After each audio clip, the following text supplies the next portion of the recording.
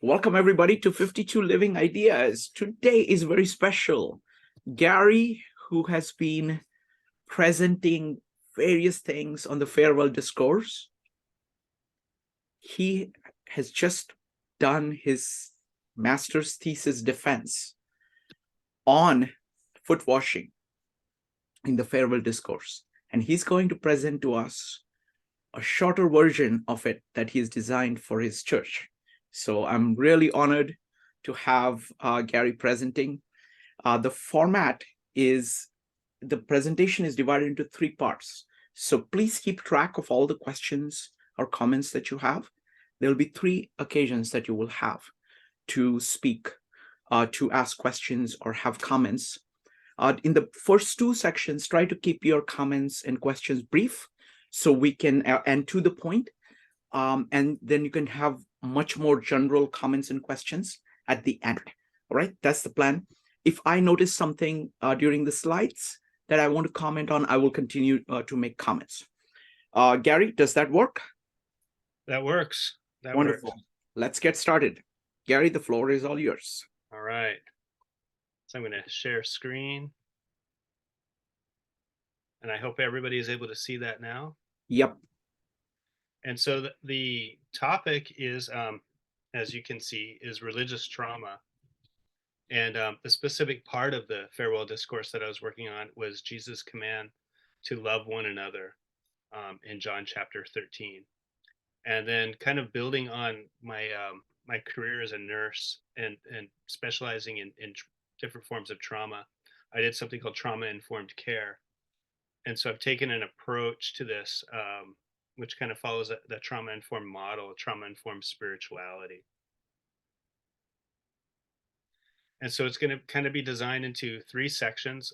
I was going to have a bunch of examples, but I'm going to leave that off. And so it'll be a problem statement where I talk about why I chose this as my thesis topic. And then we'll spend some time talking about what is religious trauma. And then finally, we'll talk about the farewell discourse, and the command to love as a solution or as a remedy for that. I don't know how many people are familiar. Before I even begin, this slide right here, you see this little picture. This is from a podcast of a ministry that fell apart called Mars Hill. And when you have hundreds of people following a ministry and then the leadership falls apart due to some sort of unusual immorality or some sort of abuse or something to that effect, that's an example of religious trauma or spiritual trauma when people adhere to something and it all comes tumbling down on them. So that's kind of the topic of what we're exploring today. This is a busy slide. I'm not going to read it all, but it's our problem statement is that religions have a long history of ignoring the command to love one another. And this is kind of ubiquitous, across religions. And what this slide is, this is from an article from Trends in Cognitive Sciences, is all it is it's listing the love command, which we all know, love one another as I have loved you, or do unto others as you would have them do unto you. It appears in Buddhism, Confucianism, Hinduism, Taoism, Jainism, Christianity, and Islam. It's everywhere. And so even though this slide is, or this presentation might be talking about Christianity and religious trauma in a Christian context, it's not a uniquely Christian problem.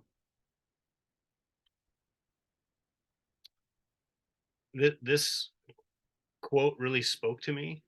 It kind of stood out. The only people on earth who do not see Christ and his teaching as nonviolent are Christians.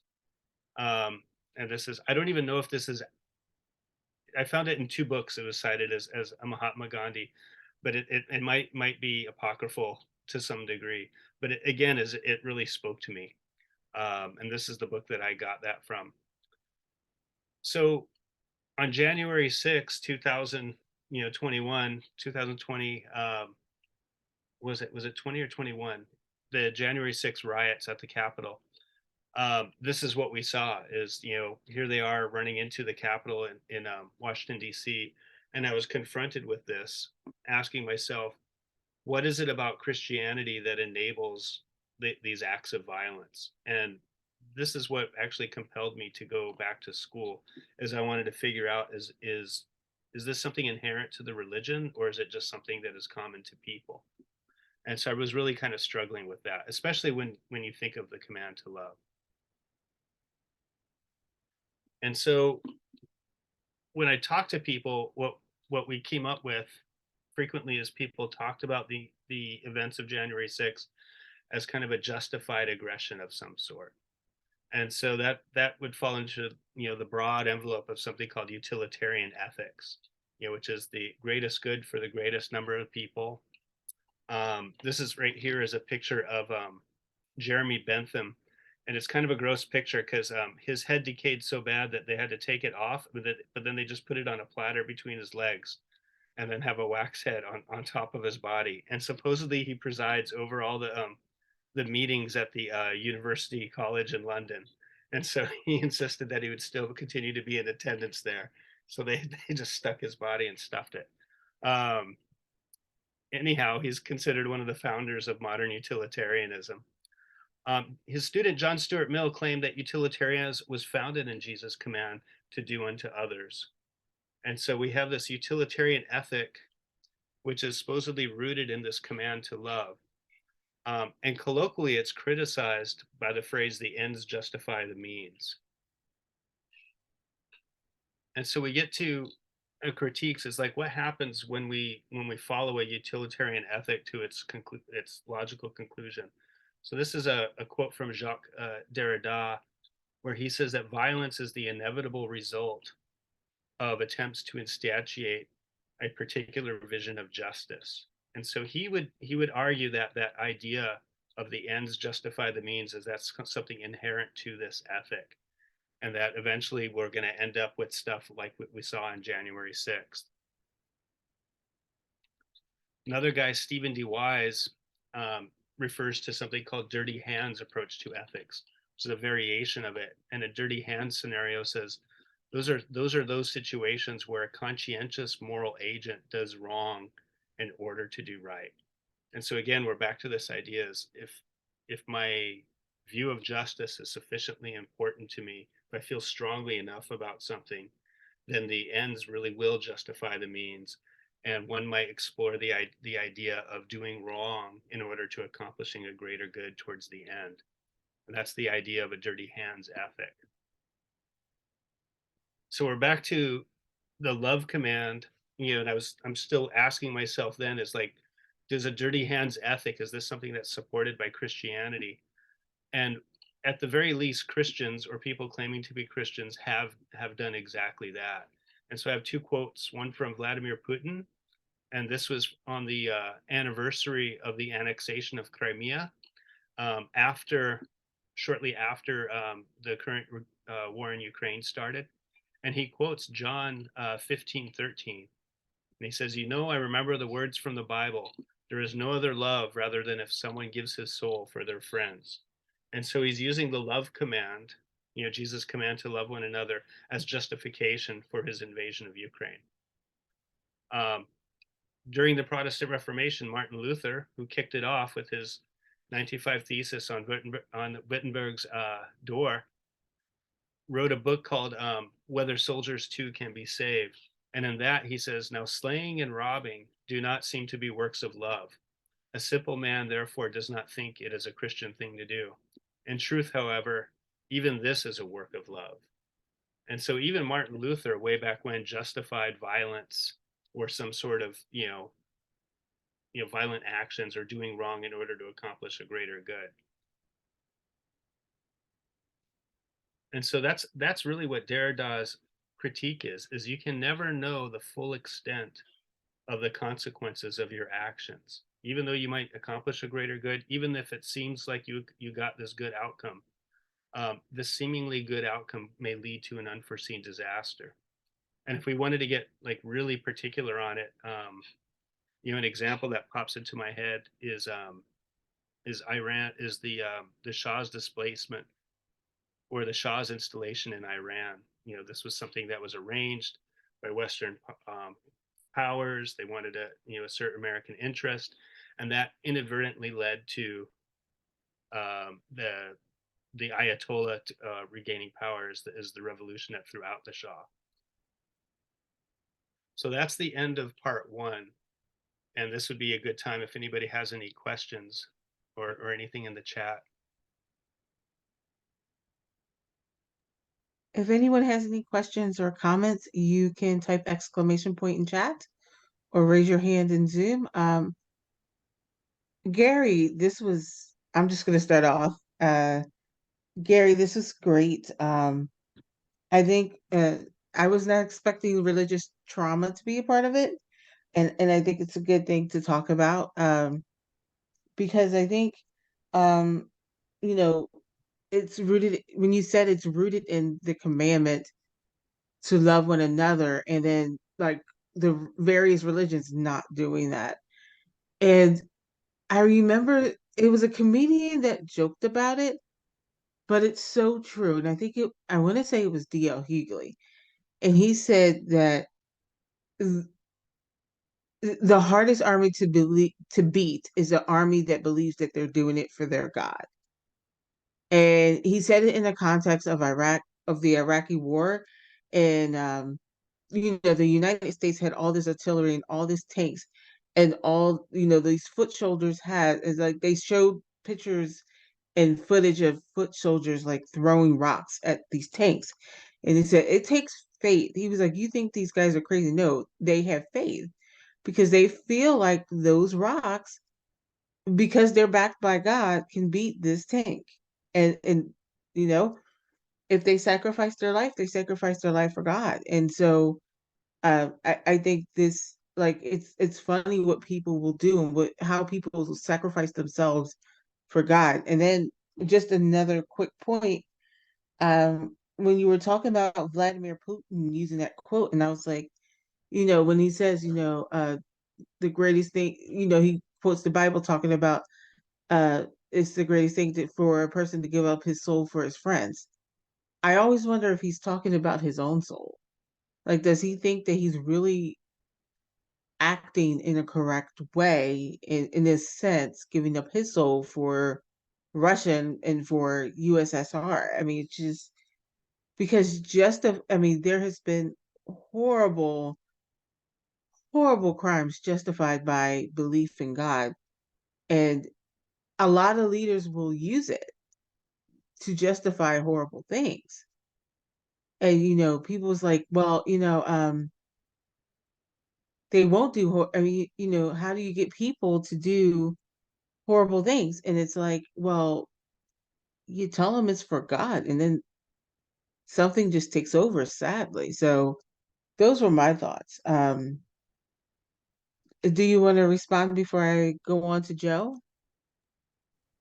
Yeah, that's really it. Is that and we haven't even really talked about religious trauma specifically, but that's the idea of what we're getting at, is that when people feel that if I'm right enough, if I feel strongly enough about something, then I want to make it a reality, not just for me but for other people. And that's a kind of a dirty hands ethic, is that I'm even willing to do what is wrong, knowingly do what is wrong, in order to accomplish what in my mind is a greater good. And so that's kind of the question that ultimately I'm asking, is this something that's supported by the Bible, or that the Bible teaches? And what is kind of sad is when you look at Martin Luther, he it's hard to say whether he believes that the Bible teaches that, or if he's just using the Bible to justify his own ends. With Vladimir Putin, it seems it's a form of manipulation, that he's kind of, so many people are Russian Orthodox or have a Christian worldview, that he's evoking symbolism and imagery from the Bible in order to get them to buy into his war. Yeah. Yeah, thank you. Yeah, it is hard to tell. But up next I have Joe, followed by Nina. Hey Gary, thanks for presenting this evening. This is it's really exciting actually, and very grateful for you to spend the time actually uh, sharing your thesis.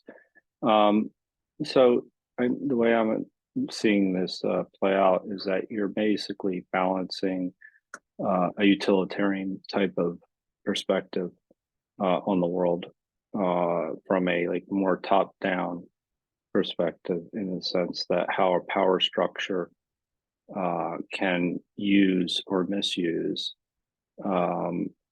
Christianity, as opposed to it being that which comes from the individual. And so that it contrasts, like, essentially um, a personal relationship with God.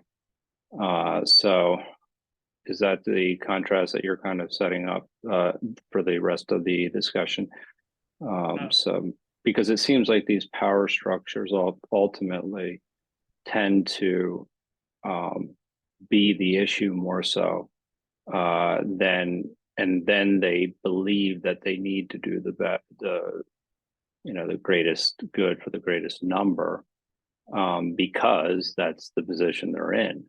But they're not looking at it from a virtue ethic perspective, and they're also looking at it from a well, anything that seeks power is problematic. I'll just say that. Yeah. I mean, in being completely like,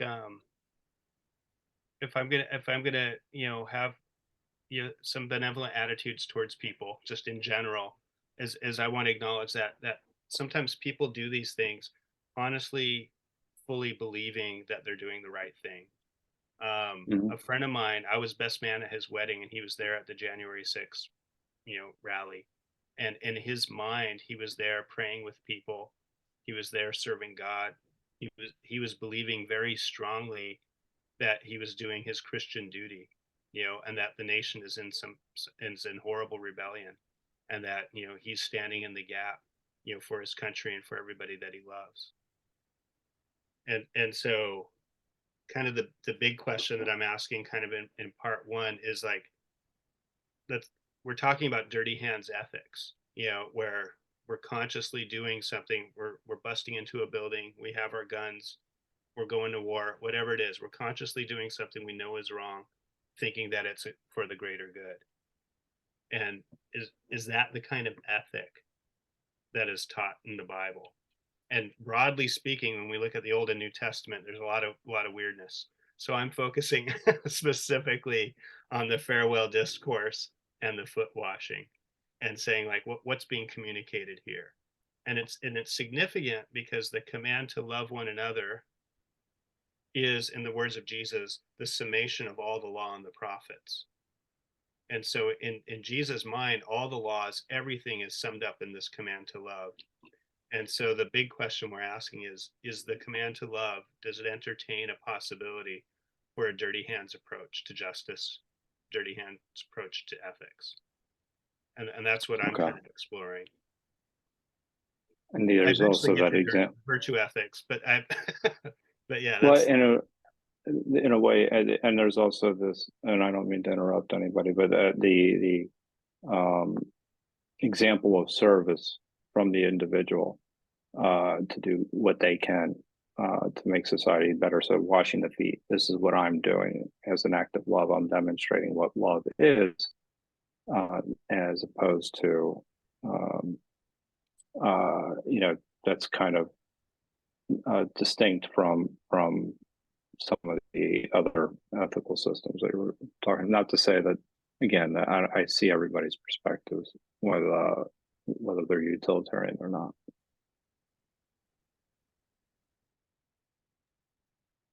Thank you, Joe, and thank you, Gary. Up next, I have Nina, and followed by Brian.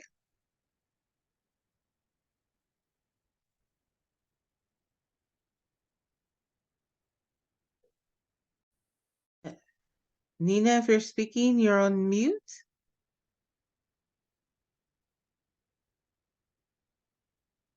Okay, we can come back to Nina. Up next, I have Brian.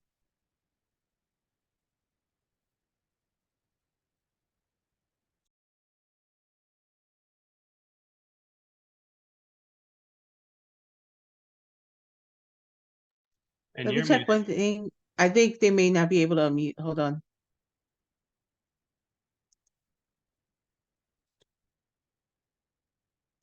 Okay.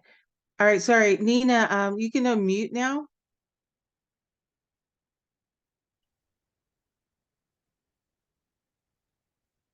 Okay, thank you. No, I put my hand down because Joseph kind of asked a similar question than I had, or comment, and the responses he received. But my comment was also along the line of, I noticed that the younger generation, the millennials and the younger folks in the population, are less likely to involve themselves in any type of theological or philosophy, or partake.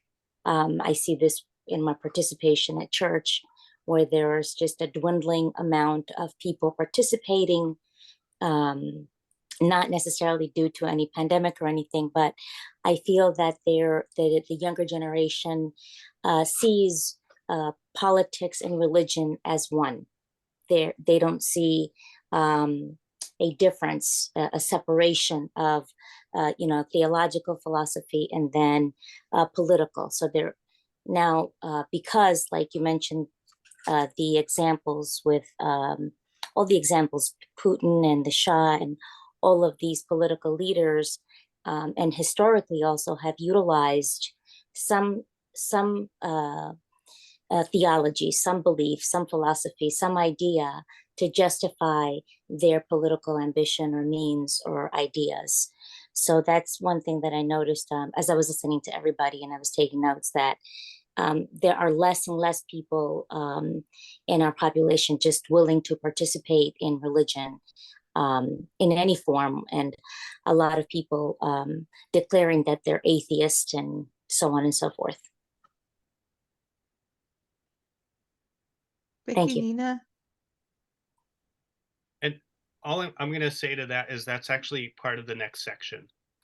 Is I'm going to get a little into and touch on some of that, and even some of the stuff that Joe talked about are either in section 2 or section 3.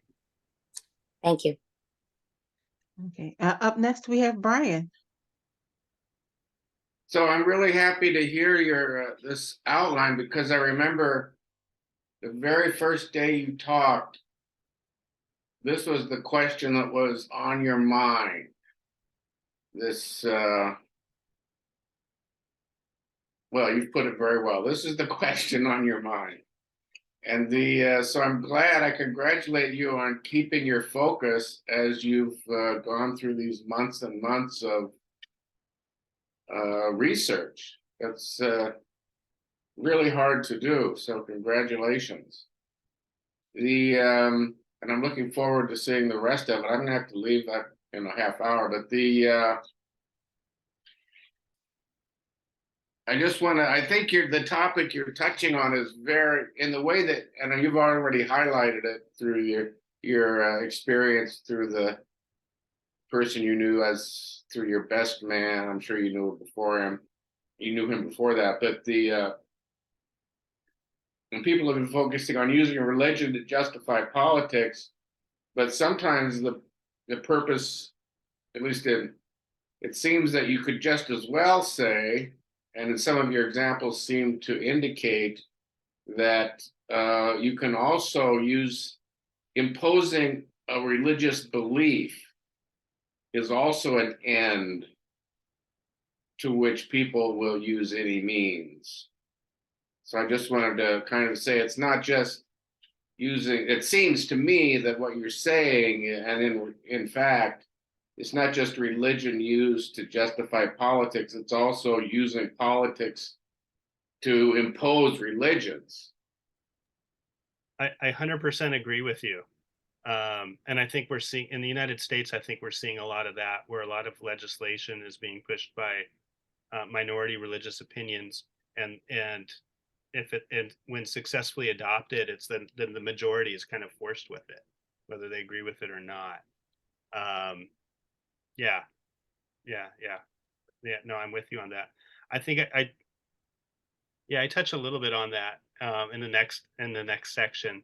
But that's really what I was trying to communicate, is that it goes both way, or that both are culpable. Is that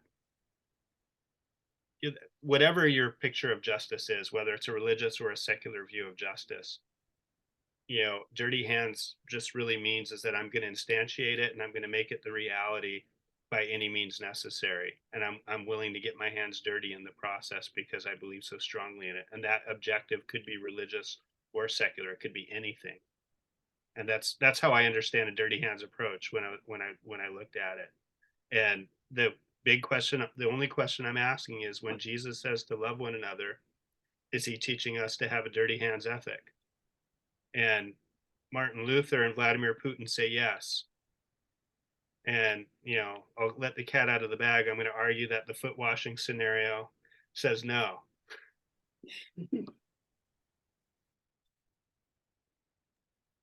Thank you, Gary. Up next, I have Penny.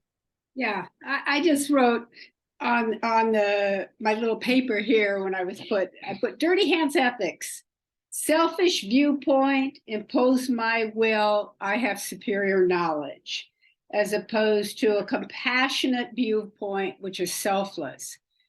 Because I don't think the dirty hands is justified, although the Old Testament seems to be a lot of that.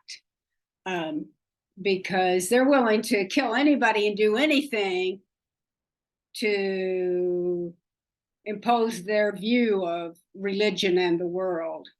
I don't think Christ was that way, though. And basically, you're putting yourself in the place of the Almighty. If you decide you know what's best for everybody else, and you know you're going to hurt people, but you do it anyway because you think in your mind that there's going to be more people that are better off. And, who cares if you hurt a few people? And I don't see how that can come out of love one another. I agree with you. DLJ just posted in the chat, the pious lie or the noble lie. In a subtle way, I think that we all engage. I'll talk a little bit about this, that we all engage in dirty hands ethics in very similar ways, day by day, with little white lies to save somebody's feelings, whatever else it is. That navigating the moral landscape is a very difficult thing. And to some degree or another, we might do it, maybe not so drastically. And then when we look at war, that's such a stark thing that we can feel very self-righteous about that, and we can look at some of these examples and feel very strongly about it. But one of the things that I kind of, in this next section, we'll talk a little bit about is that we kind of do this, and that's the idea of moral progress, is how do I do this a little less, or to what degree am I aware of that? But yeah, I agree with you. Anyone else before I go to the next section? Well, looks like you can move forward. All right, are we there? We are there. All right. So religious trauma. So I thought this is the book that I got this from, called Voices from the Edge. Many people lose their faith in God, not because of some knockdown argument against it, but rather because they were knocked down themselves, whether literally or figuratively, by the seemingly faithful. And this is, again, we're back to this dirty hands ethics, is sometimes like our institutions that are supposed to be our religious institutions, our faith institutions, our spiritual institutions, sometimes are violent towards us in some weird way. And so I'll give a couple of examples of that. But first, they defined religious trauma, and this is what I really like about it, is you'll see a lot of talk about it online. There's tons and tons of TikTok accounts that are devoted to this, people talking about their own experiences of it, and reacting to it. But this book actually gave us like kind of a clear definition. First off, it's very similar to military sexual trauma, PTSD from sexual abuse, PTSD from war trauma. We're talking about trauma in the kind of the same sense. What religious trauma is when trauma takes place and it's justified by some relevant authority on religious grounds. It's trauma that is inflicted for religious reasons. Again, I don't want to call people out. There's a leader of a church who was marrying numerous underage girls, and so he had like a harem of women in his church. And so it's like, here it is, the whole congregation is in it, and the families are giving up their children. um, and so we have, this trauma going on, um, for explicitly religious reasons. um, it's the result of actions performed by someone claiming religious authority. So sometimes it's not even on a religious grounds, it's just it's committed by somebody with religious authority. Ravi Zacharias, recently, his ministry, he's dead now, but it turned out that he had a long standing history of abuse, sexual abuse of people that worked in his ministry, people that were afraid to speak up. And so you have, him performing this act and people being afraid to do it. And so there's this trauma associated with that in that explicitly religious context. And sometimes it's also framed, when actions are framed as being the putative action of the divine itself. So something bad happens to you, get in a car accident, and your pastor says, well, it's because you didn't quit smoking like you said you were, or whatever reason is. If they say that the consequences of life, just the accidents of life, are the result of divine judgment, that is a form of trauma. Some examples: Reverend Jerry Falwell and Pat Robertson both claimed that the World Trade Center attack was a result of was God's judgment on the United States because of abortion, homosexuality, secular schools and secular courts, and the American Civil Liberties Union. And so that's like this big, broad attack on America in general, a kind of a verbal or emotional abuse. There's also probably a group that you'll frequently see targeted by religious, in religious contexts, are the LGBTQA community. And a lot of religious organizations will have what they call conversion therapy, where you try to, and this book is really great, is they'll say pray the gay away, and the book is titled Gay the Pray Away. I kind of love that little pun there. People that go through conversion therapies, heightened suicidality, increased drug and alcohol use, increased risk of homelessness, poor mental health, and poor economic participation. These all correspond. This is the same data we would get from people that had long-standing child abuse in the home. And so again, we're talking about, like, these are people who honestly think that they're doing the right thing, and they're trying to instantiate a form of justice, or kind of a positive moral outlook that they believe in it. And in the consequence of it, they're causing harm to other people. Some symptoms: what happens to people that experience religious trauma is they have, it can result in a shattered religious self. It can cause depression, anxiety, hypervigilance, and sometimes, but not always, is triggered in religious context.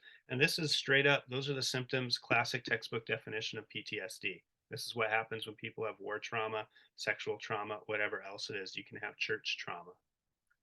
It can also result in a shattered religious worldview that leads the victim to believe that all or a specific religion is mistaken or misguided. That religious communities or people are dangerous, cruel, or uncaring, or that the divine itself is dangerous, cruel, or uncaring.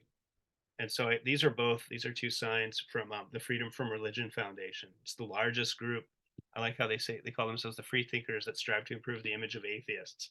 They really do. A lot of notable people are members of the Freedom from Freedom from Religion Foundation. But yeah, this is kind of a response to exactly that. Being so affronted by religious trauma, or what religions do, that they have a very negative outlook on all religion, or even the divine. These are just a bunch of, I just bought this book. I haven't had a chance to read it yet. An Untidy Faith by Kate Boyd. I follow her on Instagram. But if you just type in religious trauma or religious therapy, religious trauma therapy, these are just a bunch. I just screen captured a bunch of these just at a glance. You can look it up and you'll find people. This is such a problem that there are targeted therapies just for people who suffer religious abuse. And I'll wait a moment because I see Evanique is taking notes. I'm ready. You ready? Okay. And so here's a warning and a challenge is, like I said, I was doing a trauma-informed approach, is I can't really talk about love and the love command or any of that until we talk about just the reality of trauma and what takes, like how people experience it and really to look at it. A problem or a risk that I've encountered frequently in therapy, whether somebody has PTSD or whether they have anxiety, depression, schizophrenia, is to identify themselves with that diagnosis. Is that their identity is wrapped up in their sickness or their illness or their struggle. And this is Slavoj Žižek. I love this quote. It says, "Don't fall in love with your suffering. Never presume that your suffering is in itself a proof of your authenticity." And so it's really important that we realize that it's time to move beyond this, and that our goal of therapy is to define ourselves in some other way, not through our suffering, but through gratitude and joy. And that suffering may have produced, maybe as a result of that suffering, it unlocked some compassion or unlocked a skill set that we wouldn't have found otherwise. But it's tempting to always associate yourself with your trauma, with your bad past, with the thing that you're suffering through. And so this is where we throw a wrench in the works. And in a previous lecture or two, I brought up what I'm about to go over. So it's a summary so far. Is that dirty hand ethics create a scenario where people do bad in order to do good. Religious trauma is not dissimilar to other forms of dirty hands. These are people who might genuinely believe that they're doing the right thing and are oblivious to or feel justified in whatever trauma that they're causing other people. And the problem is not necessarily religion, but the abuse of power and the use of ethics to justify that abuse. And so this is just something to entertain. And this is where I mentioned this to Penny, is like, dial it back and really do some self-evaluation, is that most people believe in their own moral superiority. And I think I've shared this slide in a previous one, is in a random sampling of people. I think we have 10 or 12 people in this Zoom right now. 8 of us think that we're better than everybody else. And that's a mathematic impossibility. It's just the way it is.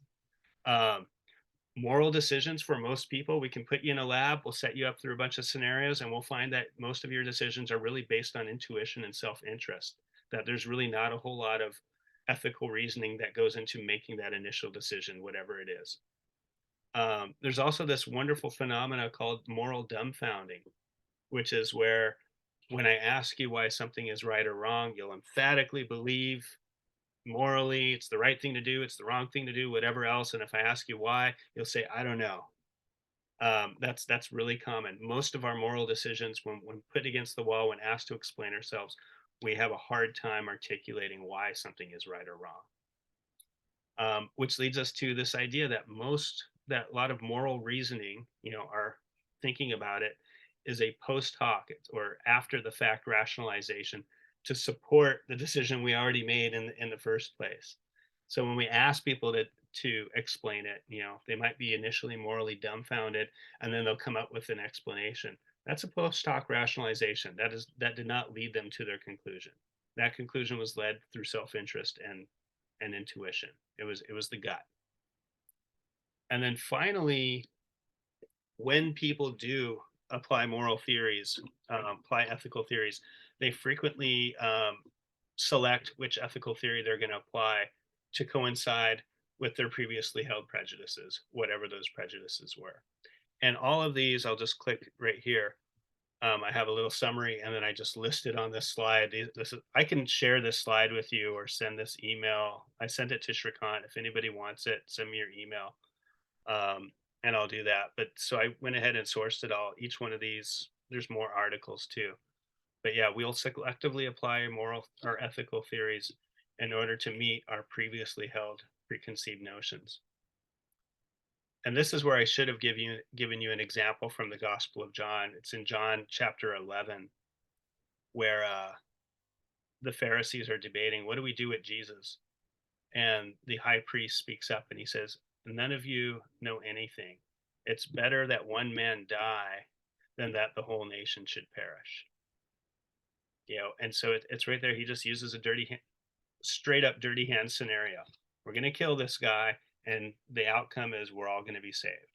And the irony is, especially if John is writing after the destruction of the temple, the irony is that the temple was destroyed, and that the Romans came in there and destroyed everything. And so even they did not foresee the consequences. That's Derrida's critique, is you can't foresee the consequences. You can't know what's going to happen after the fact.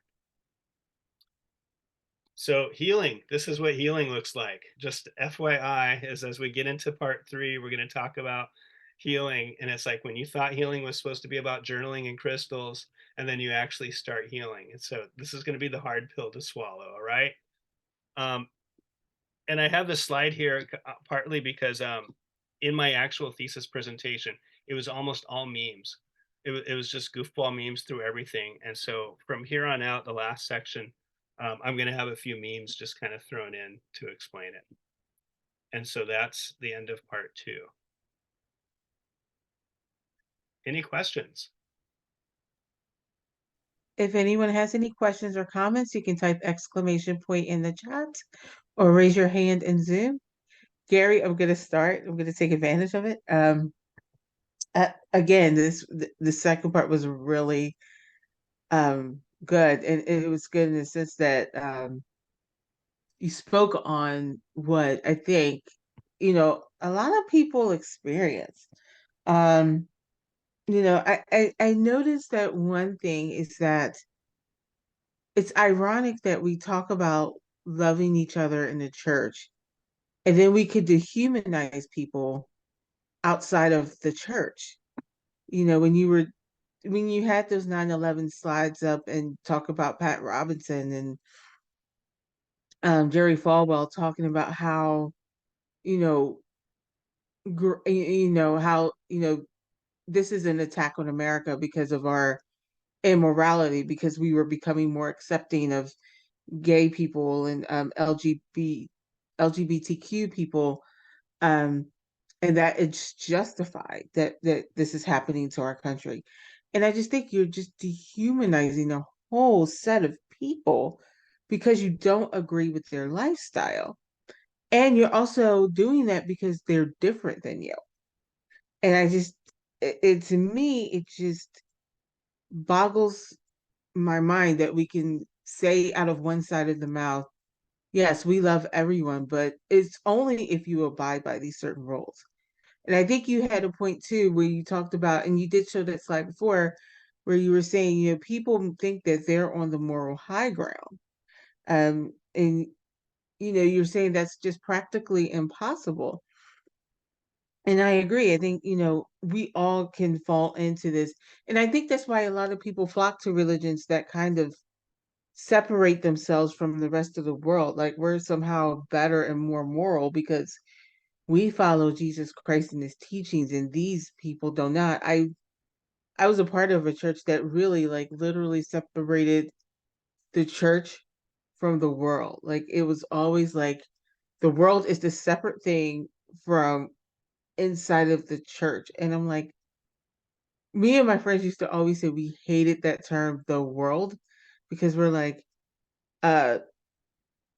it's everybody, and it just kind of, it was this thing where you were like, oh, you can go out and evangelize to these people, but if they don't follow you, then you can just dust them off. And they used the biblical scripture to do that.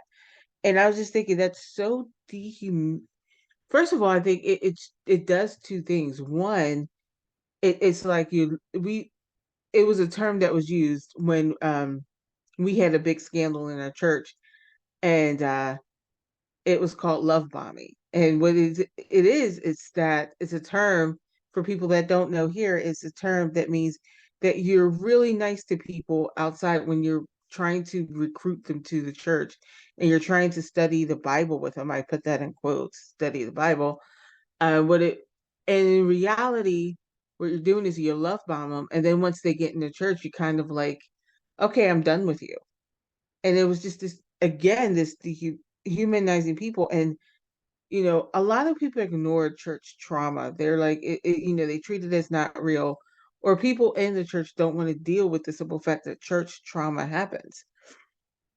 And it does. It really does allow people to separate themselves from a superior being spiritually, and they don't want anything to do with anything spiritual or anything religious, because of this experience. And people always say in good faith that, you know, you shouldn't, cut God off because you had a bad experience in the church. But when that experience is traumatizing, I love that you said, it's a form of PTSD. It's because it is. When you are on pins and needles the whole time you're in church, and you can't be who you are, and you're kind of like being, Hypervigilance. yeah, exactly, Hypervigilance is that term. hypervigilance, Yeah, exactly. that's a symptom of PTSD. Yeah, you're hypervigilant, and you can't really get in touch with who you are, but you know that this church was damaging to you. You kind of like throw everything out, and you know I think, I just think, like, people just the justifying of and the dehumanizing of it. And thank you for the recommendation for that book. I'm definitely going to get it. And I think it's the goal, when you're getting counseling, or you're getting when people are getting counseling for this, is that they are trying. I love that part of the slide where you talk about, don't define yourself by your suffering. Um, because I think it takes therapy to get past that, and then you get to define who you are. You get to say, and I think that's the most powerful thing, once people, especially when they experience church trauma, because it's such a fear of hell that they put in you in order to get you to do what they want you to do, or to, you know, say what they want you to say, and get people in the church. You want to save people, not only yourself, but your friends, your family members, because they plant in you that these people are going to hell if they don't join this particular church. And I think it what therapy what good therapy does is it acknowledges the trauma, it acknowledges that you went through it, and then it gets you to a point where you can define who you are. And I think when you define who you are, it gets you back to looking for God again, I think, in the instance, or looking for a spiritual path again. And it may not lead back to a church, but it leads you to look for something. So that's all I have. Up next I have uh Joe, followed by Katie. Um, if I could say one thing, Oh, I'm is sorry, that Brian. I'm sorry, Gary. Oh my gosh. I'm looking at Brian's note, and I'm like, I hear you, Gary. I apologize. I was actually going to ask Brian if he wanted to say anything before, because I knew he had to leave, and so I wanted to give him space if there's anything he wanted to speak up. Well, I put a note in the chat. I thought that this is a very comprehensive and current treatment of the question you've addressed. I'm very impressed. Especially it's very current. The review of literature, if you will, is very current and comprehensive. So I think that's hat off to you for that. And boy, this is really a relevant topic. So it's quite a fascinating thesis. I think it's going to be well received at your school, and I thank you for presenting it here. Thank you, Brian. And then also, if anybody else, Evanique sent me her email in the chat. If anybody else sends me your email, I'll send you the whole slides, because I wanted to be diligent about not saying anything without sourcing it. And so if you wanted to look up the articles or anything, or the books or whatever else.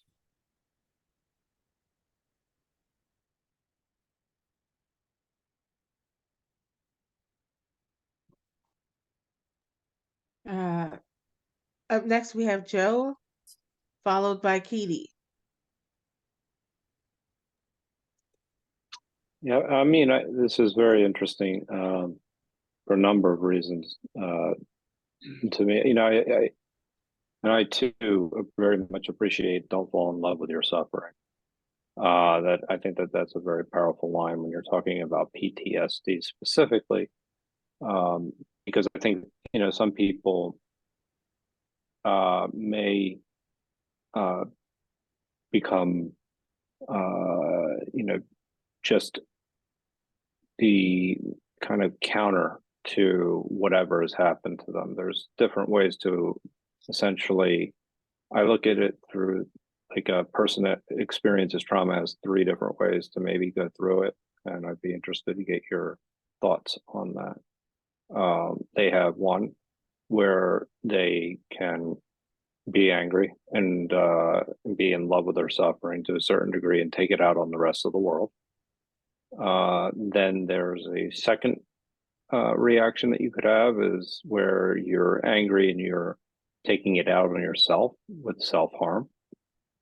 And there's a third where you turn it into something that you experienced where you kind of you know, work towards not helping people not experience what you experienced. In other words, you turn it into something good. So that's a way of kind of handling your suffering. And it comes back to something else you said a little bit earlier, is that how people think they're doing the right thing. And then I always want to ask you about this idea, which is, you know, that goes back to, you know, Socrates, the whole idea that no man does wrong intentionally or knowingly. Yeah.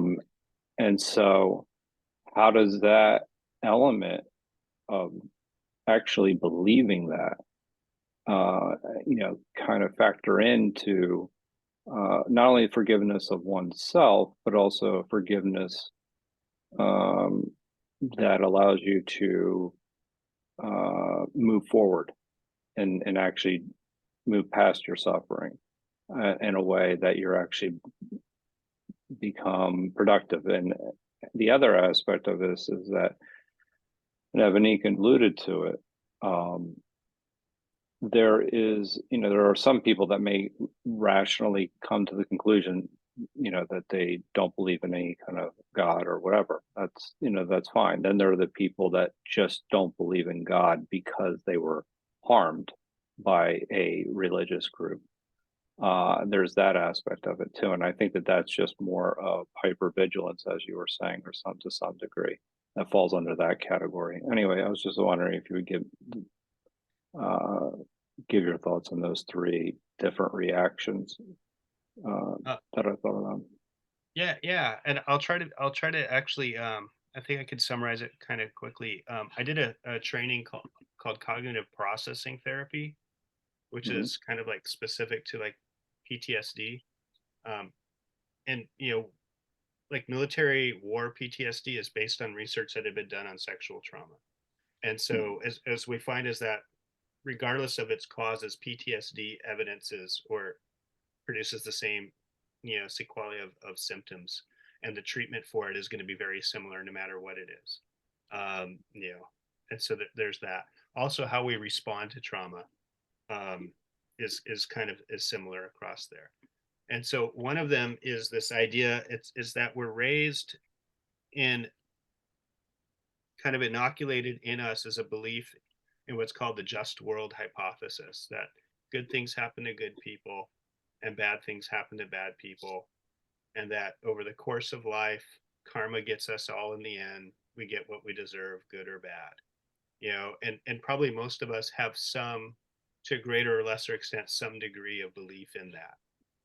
When people experience trauma within that context, if they feel really strongly in just world beliefs, then they'll believe that they're suffering that trauma because they deserve it. And so they're going to go to the far extreme of self-hate, you know, that I was raped because God judged me, you know, that's the extreme. And that's really what people believe. And that's a hard thing to get people out of. That's that. The other extreme is just the opposite, is that this thing happened. It didn't need to happen. There's evidently no justice in the world. There's no rules. There's no reason for me to be a moral person. So then you get what are called antisocial behaviors. And by antisocial, what we don't mean that they avoid people, that they're, in their home, is they don't adhere to the rules of society. Avoidant is the person that we all, that hides in the corner. That's the avoidant person. The antisocial person doesn't believe that the rules apply to them, and they have no guilty conscience when they violate those rules.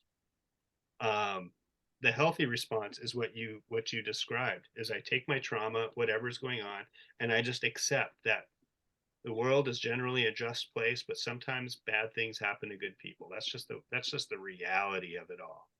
And that this wound that I'm having is also experienced by other people. And so now I'm going to use this pain, this hurt that I have, in order to transform or minister to other people. I'm going to now so there's that trauma now becomes a source of empathy for others. So I don't know if that, I was trying to address. No, it actually expands on the framework that I was kind of thinking about and have thought about quite a bit. And yeah, I appreciate you explaining specifically how the antisocial behavior manifests itself. That was actually a really good explanation. But yeah, I mean, and I think that this is kind of what we're kind of seeing when we're going through this presentation. I want to interrupt just briefly because DLJ put a couple things in the chat. I'm going to ask DLJ, if possible, are you able to cite a link that I could look that stuff up? And if anybody else is looking at the chat, yeah. It's a forum that doesn't exist anymore. What a shame. Yeah, we essentially polled across a number of atheist forum as to reasons for leaving, whether it was mosque or church or whichever, all in fact. And the top three reasons for what's called deconversion. Number 3, theodicy, problem of evil. Why do bad things happen to good people? Why couldn't God prevent it? That kind of thing. The second one was what you're talking about essentially is the ethical issues within mainly organized religion, or even cults came into it as well. So it's the sexual abuse. A lot of Catholics obviously cited things like that. And if you want to know the top reason, by some way, was reading the Bible. Although having said that, you dig a bit deeper on that one, and it's actually people realizing how the Bible was created over time and edited and the pious lies and stuff that got added later and all that stuff that came with it. All right, so you pretty much touched on all bases. So I'm very impressed. If I can add one thing on that, I would be interested to know is to see that list or how it is for deconversion, like the reasons why Jews deconvert specifically. And only because when I attended Passover Seder just recently, right before Easter, in the Haggadah, they talk about the contradictions in the Bible. And that dealing with contradictions and wrestling with them and acknowledging that they're there is part of the Jewish experience. And so that's very unlike what most, at least my upbringing in Christianity was, and what a lot of Christian upbringing is, where they say the Bible is non-contradictory and, yada, yada, yada, whatever else it is. And then you're like, well, King David just killed somebody and and raped the dude's wife. And you said that he's a man after God's own heart. How does this mesh out? And so I totally get the reading the Bible and saying that's why I left, because you look at it and it's, especially through the Old Testament, it's morally ambiguous at best, but from a Jewish perspective, they're pondering over it, and at the same time affirming that God is love, and wrestling with that. Big contrast we found between Islam and Judaism, of course, is that Judaism, the Bible is the Torah is the Talmud, so is the first word of God, and therefore you get to argue about it from there, whereas the Quran is the last word of God, so you don't get to argue. Yeah, a much more authoritarian perspective. Yeah. Okay. Anyone else? Katie is next. She's been waiting patiently. Yeah, I think I'm going to argue make a case for different argument that I think people expect too much from church leaders too, that they're not going to be people. It's like, I remember, I'm using the analogy of going to a therapist, and then she wasn't perfect either, and being kind of surprised by it. I think like the Buddhism helps us with kind of the metaphor of a teacher, like not rather as opposed to a leader. It's just somebody, like, you could be finding your way to God not through the teacher, or you could, the teacher is kind of facilitating, but it's kind of thinking, they're kind of saying, like, they're just helping facilitate your spiritual journey, that they're not, that person's not going to be they're not gonna, they're gonna be making mistakes too, and the whole 9 yards. That's there's a saying that says, don't mistake the moon for the finger that points to it.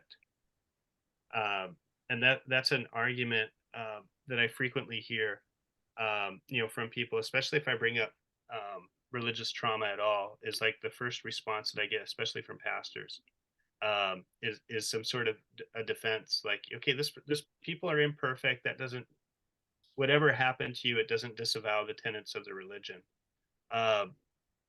And I get it. I think that we have an obligation to hold ourselves accountable. And what I didn't bring up in this slide presentation, but I kind of like looked at more so in my thesis, was the Southern Baptist Convention, and we can look at the priest abuse in the Catholic Church. This is like abuse that took place over a long period of time, sexual abuse. And then when it was discovered, rather than bringing their own leaders to account and coming forward and being transparent and apologizing, they found some way to sweep it under the rug. And so an institutional, organizational, structural attempt was made to do that, because they didn't want the organization writ large to be harmed by this. And the Southern Baptist one, I'm a little bit more familiar with that. This is a recent thing. A lady by the name of Beth Moore started speaking up about it, and she made the mistake of saying that she was giving a sermon at a church, or communicated to some angle that she was giving a sermon at a church. And so the Southern Baptist Convention does not believe that women should be pastors or preach in church. And so as soon as she spoke up against this issue from the pulpit, that just became the source of a distraction. They just blasted Beth Moore for having poor theology, of usurping the role of man, of not holding her place. The role of women are supposed to be quiet and submissive and all these other things. They really just came down on her, and it distracted. They just made such a big deal of it that for a period of time, people just stopped talking about the big issue, which is sexual abuse amongst the leadership that was covered up. And that led to a shakeup at the Southern Baptist Convention. And so that's really what's like the big issue. I think we all agree that nobody's perfect, and that we're all in this together, and that we're all struggling over it. The trauma takes place when the institution that you trust does something wrong, doesn't hold themselves accountable, continues to do it. Like I mentioned, Ravi Zacharias, these were people that were abused for a long period of time and were afraid to speak up for the harm that would cause, not just to their careers, but for other, for the organization as a whole.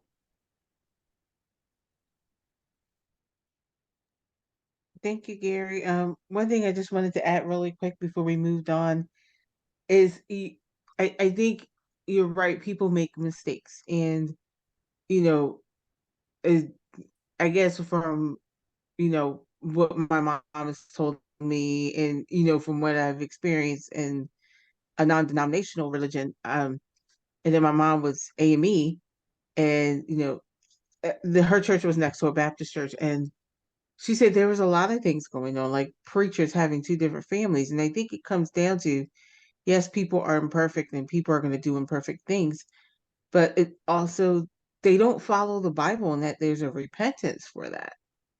That when you sin, not if you sin, but when you sin or when you do something wrong, you will apologize and you repent. You have a change of heart.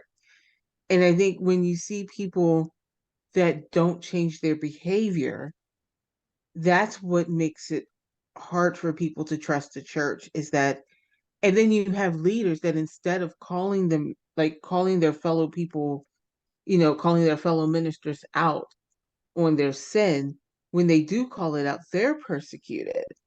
And, you know, or they're just told, you cover it under the rug. That's where it really becomes problematic, is that you hear about these things going on and the institution itself protects the wrongdoer. And it's so hurtful. And like I said, when I was in my non-denominational church, we had the scandal of the biggest proportions, and there was a lot of people who were covering up for the leader of this church, and he was doing the very things that he preached against, and it caused for a lot of people to, they call it fall away, but they left the church. And for a lot of people, they just they were like, I don't believe in God anymore. There were people that were just, like wandering religiously or faith. They were having a crisis of doubt. And I think the one thing that you see in, and I know you're probably going to go with this when you talk about it, but just really quick, you see this in the Bible, like you see this in the farewell discourse, right? That, or you see it before, you see it in the Gospel of John in general, where, Jesus is saying, what the Pharisees are doing are wrong, and the Sadducees and everybody else. And he's kicked, he's basically, you know, anybody that follows him is kicked out of the temple. You lose your way of life. You're persecuted. And, Jesus teaches us the way to deal with it is that, you got to kind of know who you are and know who you're believing in. And, he's telling them basically, because he was there with them, believe in what you see. And there were some Jewish people that did believe in him, but did not want to give up the privileges of the temple. They didn't want to give up everything that it required to give up. But for people in the church that are suffering, they give up a lot. And take this with a grain of salt. But, when I left my church, it was like leaving everything I knew behind. For 17 years, I was a part of a church, and it was indebted in Bible study, and it was indebted in, uh, you know, it was kind of like a family to me. We had family groups. That's what our Bible groups were called. They were called family groups. We hung out together. We had fun together. When I left that church, it was like I was completely lost. I like just completely lost. And it was the hardest thing to get back to who I was. Um, and I was one of those people that were considered rebellious anyway. So, I people told me all the time I was halfway in the church and halfway in the world. But when you give up what is causing you harm, it's hard. It's just hard because you give up everything that you know up until that point. You're figuring out what you're doing day to day. I was going to church on Sunday, going to church on Wednesday, going to a Bible talk once a week, and then you were hanging out with people in the church. And, I wasn't believing half of it anyway, so I was getting myself in trouble anyway, but it's just hard. It really is. And I think Jesus shows that it's gonna be hard. So yeah, I totally get that. And look who's back. Taking over, Sharika. Sorry about this, Gary, but I'm back for your third part of the presentation. Are we done with the discussion on the second one? I think so. Yeah. Okay, let's go. I did want to add, thank you, Evanique, for sharing, because like you gave flesh to the story that we have in John of the blind man that gets kicked out of the synagogue, and his parents that are afraid to speak up because they don't also want to be kicked out.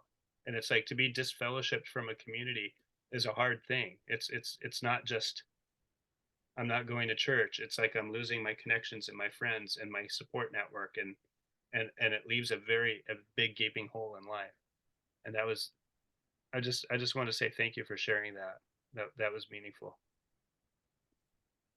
And Gary, I promise I'm going to go through the not just the presentation, but everybody's, and your comments, and then I'll give you feedback on that in detail very soon. Go ahead. Let's do the third part. All right, so I'll go ahead and we'll do the third part. I just came in for the highlight for the finale. Go ahead. All right, can you guys hear me? Yep. All right, so we talked about dirty hands ethics, and how, when people feel that, feel morally compelled and they have a really strong moral view, is they're going to try to create this form of justice in the world in whatever means possible. And sometimes it means that if I have to do wrong in order to do right, then, then so be it, so we cause harm. The other thing we brought up was religious trauma, oftentimes motivated in that same way, people feeling very strongly about how they feel, and so there's this willingness to ignore or even to cause harm, in an effort to instantiate, we say, or to create, for a certain end, a certain greater good that they have. Also, we talked about a little bit about like the abuse, like the sexual abuse scandals in the Catholic Church or the Southern Baptist Convention or whatnot, where the cover up isn't just malicious. It's like you have this big organization that people honestly feel is doing a lot of good, and it's a ministry, and they're trying to save the reputation of the greater ministry, and so the cover up, is one of those things that's done. Is like, we're trying to save face because there's so much other good that we're doing, and so it's kind of they're weighing it out. That's a very utilitarian model. It's like, we're going to see what the harm that was caused versus the good that was caused, and we're going to work for the greater good. And so it's, lots of times it's about saving the ministry. That's certainly what went on with Rabbi Zacharias before his ministry kind of fell apart. For many years, people didn't. It was such a popular ministry. He had such a good reputation that nobody wanted this to fall apart. So here we move to the final section, is what's the solution to all of that? And the big problem question is I was asking is does the Bible, and I don't mean the Bible writ large, but specifically when Jesus says to love one another as I have loved you, he's evoking that double love command. Upon these hang all the words in the prophets, is this command to love. And does this allow for the possibility of a dirty hands approach? Are we supposed to do evil in order to accomplish good? Martin Luther and Vladimir Putin say yes. I'm arguing no, and I'm going to the farewell discourse for that. And so this final section will have 3 short parts. Love as a challenge to authoritarianism, love as a form of worship, and love as pure being. And at this point, if anybody wants to, the next 3 slides are just reading passages from the farewell discourse. Should we take turns, or do you want me to just read it? Just go ahead and read it. Okay. Because we live in a predominantly Christian influenced society, my focus is on Jesus' command to his disciples at his Last Supper in John 13. And so I'll go ahead and read that. But that was another point that we made, is that religious trauma isn't just a Christian trauma. I'm not targeting only that. It happens across the board, whatever religion you might have, except for Jainism. They have no history of religious, of that type of thing, of wars or anything like that. So he got up from the meal, took off his outer clothing, and wrapped a towel around his waist. After that, he poured water into a basin and began to wash his disciples' feet, drying them with a towel that was wrapped around him. And then he said, "Now that I, your Lord and teacher, have washed your feet, you also should wash one another's feet. I have set you an example that you should do as I have done for you."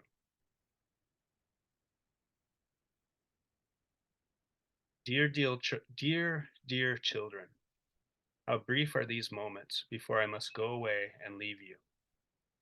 Then, though you search for me, you cannot come to me. just as I told the Jewish leaders. And so I am giving a new commandment to you. Love each other just as much as I loved you. Your strong love for each other will prove to the world that you are my disciples. So, first part is love challenges authoritarianism. And so I was able to find a fresco of a slave girl washing feet. And I wouldn't be surprised if this was, a depiction from the Odyssey, itself right there. Foot washing in the Mediterranean was not only the work of slaves, but it was primarily the work of female slaves. And it was insulting for a male slave to be required to wash feet. And this is something that we brought up before in a previous lecture. I really like this picture right here. This is Pope Francis at a prison washing prisoners' feet and kissing their feet. And I love that the Pope, the head of the largest denomination of Christianity, does this on Maundy Thursday every year as part of his thing. He goes and does the foot washing. The Gospel of John depicts Jesus as a divine being, and Jesus speaks with God's authority and embodies God's divine presence. And Jesus relinquishes his divine social status, and even his gender privilege in the act of foot washing. So this is something I brought up before, and this is an article from Nina Mueller van Velden, When Gender Performance is Not Straightforward. And she brings up this aspect, and she's not the only one to do that. So the narrative of the foot washing is not an example of blind obedience to authority. It's a critique of status, hierarchy, and privilege. And when we critique moral actions, we actually have an opportunity to engage in moral reasoning. So I have this very popular meme that you might have seen there. And this really is what takes place in people's minds when they reject religion, or they think of religion. They think it's about blind obedience to authority. And what we have taking place in the foot washing is just the opposite. Is we're engaged in moral reasoning, and we're being given a tool on how to critique society. And so that's where we have moral reasoning saying, hey, what are you doing? Why are you just following rules? Love also challenges something called egoism. When we're motivated by love, we're not motivated by a fear of punishments or a desire to gain rewards. And this is really important too. When I did my thesis presentation, this is one of the last slides in it. And I was showing it to my friend. And as she read this, here it is, it's Jesus. He's saying, let me in. Why? So I can save you. What from? From what I'm going to do to you if you don't let me in. And this really kind of captures religious abuse or religious trauma that people experience in religious contexts. And when she saw this slide, she just started crying. And she says, I left the church because I didn't want my children to be raised by that Jesus. And so this is speaking to the heart of people. So the narrative of the foot washing also compels us not just to critique, structures and leadership, but also to critique ourselves. And this is a quote from, or a summary from Paulo Freire's book, Pedagogy of the Oppressed. You may be familiar with it. In their struggle to regain their humanity, the oppressed must not become the oppressors of their oppressors. And he was a revolutionary in Brazil, and that was one of his observations, is that when revolutions take place, we usurp the oppressors, and the new people that enter power, they end up doing the exact same thing. They end up becoming just as oppressive. You just have a change in regime, and then they turn around and oppress the people that were oppressing them. And so once again, like the foot washing is giving us the tools to critique authoritarianism. It's giving us a picture of leadership as exemplified by Jesus, but also giving us a tool to critique ourselves, that we not fall into that same trap.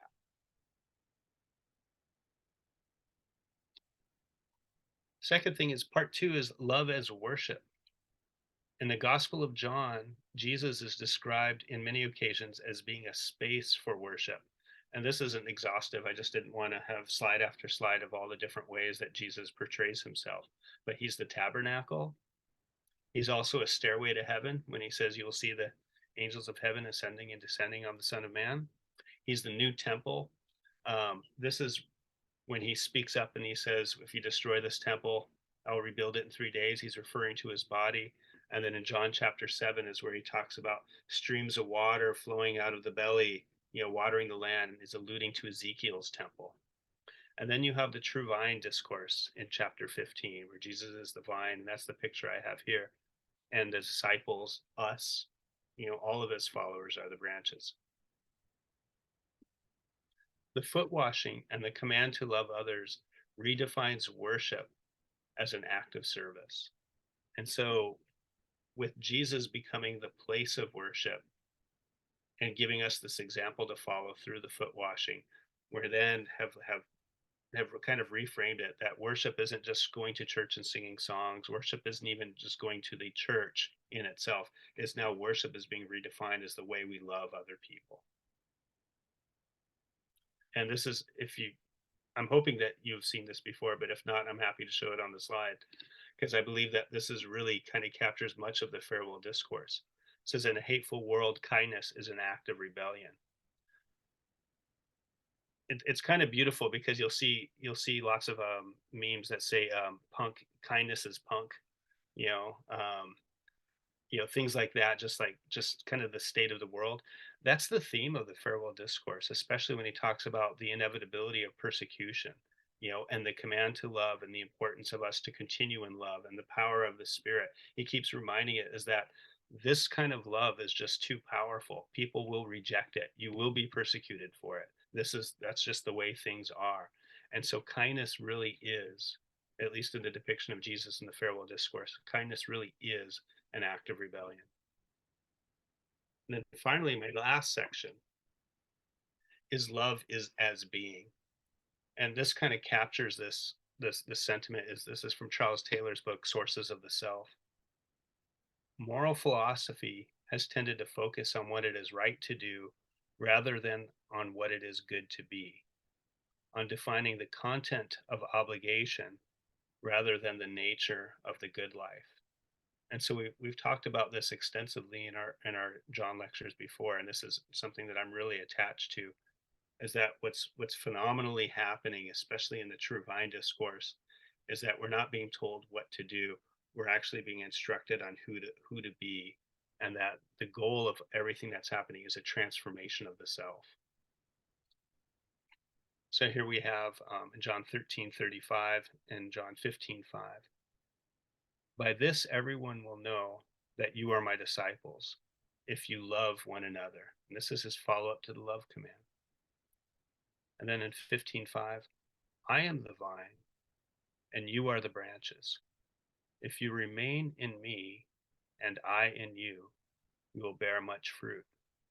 And I naturally associated these two verses is that when he said that the love that we share amongst each other is that fruit that we bear in John 15. And that fruit is on display for all the world to see.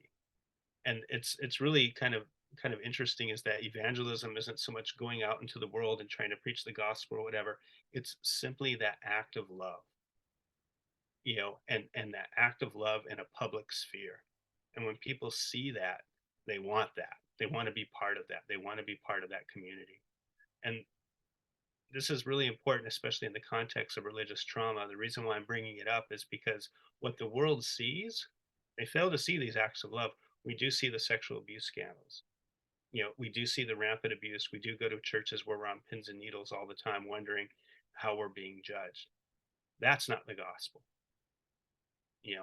A love that's so tangible that you can feel it, that you're drawn to it. That's the gospel. And so here I just have a little bit of more, some more research that I did, because I did a multidisciplinary approach in my thesis, is our commitment to moral character is strongly associated with life satisfaction. And so this is, I can't even pronounce all their names. This came out of China.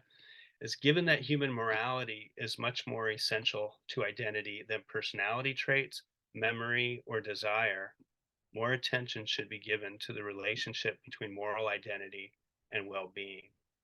And so what they found in their study is that, and their peer review, is that, when we ask a person who they are, when we do these studies to figure out who they are, that moral identity seems to be the way we conceive of ourselves. It's not the continuation of our memories, it's our moral sense, and that our commitment to that moral identity corresponds with what they would say eudaimonic benefits or life satisfaction or happiness, and that a person's satisfaction with life strongly correlates to their adoption of a moral framework and their commitment to maintaining that moral framework. And so this is kind of big, and so it also kind of lends empirical modern support to what we we're just saying about Jesus. I am the vine, you are the branches, and this virtue ethic and this moral transformation. And that is the thesis. Wow. Thank you, Gary. So can I go ahead and make some comments and ask some questions, and then we'll open it up for everybody? No, you're not allowed. Okay. Whom would you rather have speak? Yes, you may. Of course you may. Thank you. All right. Now I have the advantage of missing the first two parts. So it is probably easier for me to ask this question. This is really the difference between virtue ethics and value ethics. The modern world is materialistic. It's focused on value. This world of John and Jesus is a virtue ethics world. And that's all, that is the source of all good. It's a spiritual world. It is a world that puts primacy of spirit moving things. It is about you grasping the truth, grasping what God is, and acting in accordance with that. And everything else that is produced, values and other things, is a result of that. So it is the primacy of virtue. And we are living in a world which is primacy of value. And what comes first is the whole issue. Is it the fruit or is it the vine? The sap flowing through is the virtue, which produces all fruits. But utilitarianism, or any kind of, saying that, okay, you know what, I will do this because all of that reasoning is fruit-based reasoning. It is based on values. So it is reasoning from periphery. Though it is reasoning about the church and about religiosity, it is reasoning from the fruit. It is saying that I want the fruit. It's the same mistake of Adam. That's the utilitarian, it sounds good, it looks good, it's nice to eat, it will taste good. That's why I will have it, even if it is against everything else. And it doesn't matter whether that fruit is quote unquote part of the church, or it's the way in which things are done in the church. All of those are fruits. So this really you're really looking at the modern context, which is fruit based. Now, you've described it in the common parlance. Even the religious trauma, right? It is based on saying that I want these fruits. I want to hold on to these fruits. How do I hold on to these fruits? Therefore, whatever happens to me and my virtue and my spirit, I don't care. I just care about, being thought of as something in this society, not offending these people. What will my parents? It's all kinds of fruits of all kinds. So it's really the virtue ethic which is there in the Gospel of John against the value ethic in the modern time. So that's where I see the essential conflict. And you built up very nicely utilitarian ethics in the first part, then the clash of the utilitarian ethics and really the meaning of Christianity in the concept of religious trauma. And then provided, kind of saying, go back to the virtue ethics as a solution to that. That's the structure that I see. Am I getting close to what it is? That's exactly it. And like in my thesis, there's so much more. Like there's no way I could do it. And even there, this is a long presentation, but the slides are very short. I don't have to dwell a long time on it because they're just snippets. And so I'm hoping it goes well. But yeah, you nailed it. Is like I'm really looking at a virtue ethic approach as the solution to a lot of the and it's really not even just Christianity. It's probably to any kind of religion or authoritarian trauma that's taking place. That's the commitment. Yeah.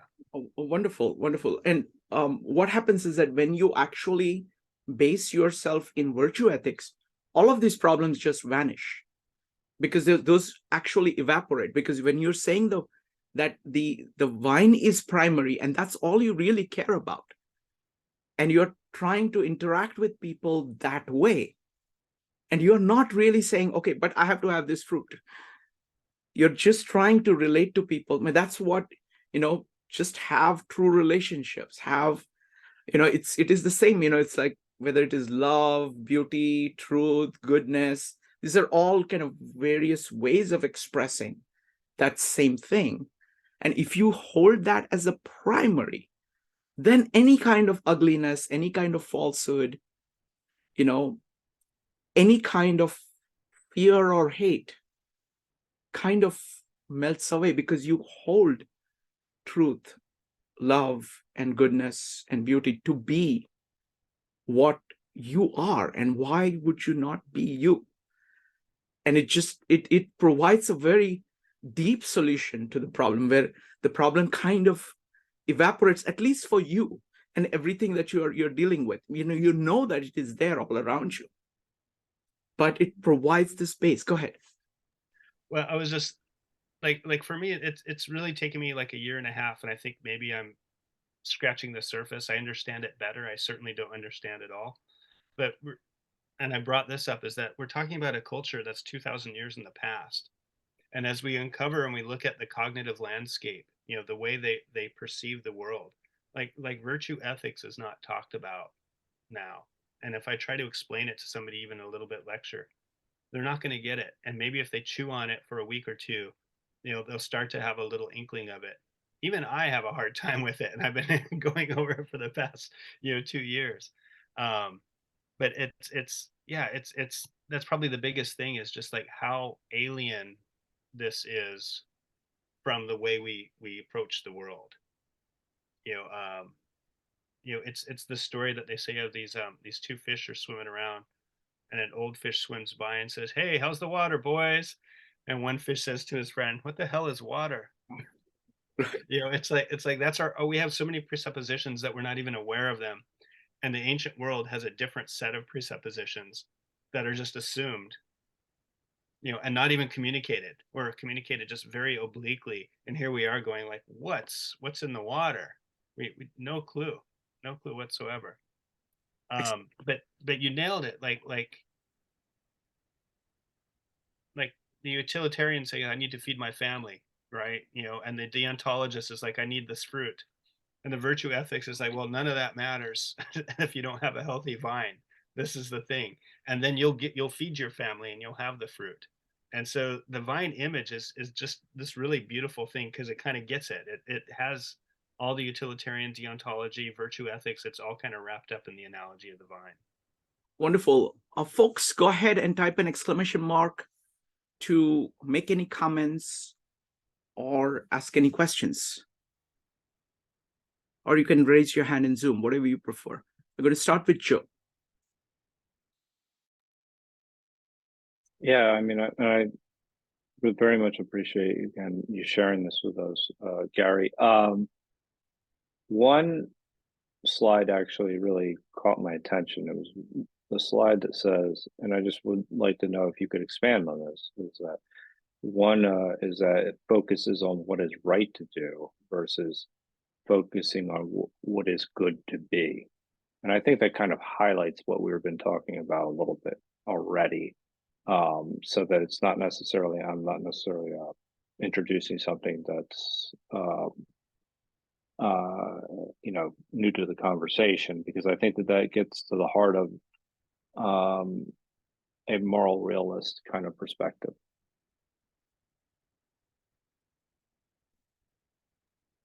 So that slide.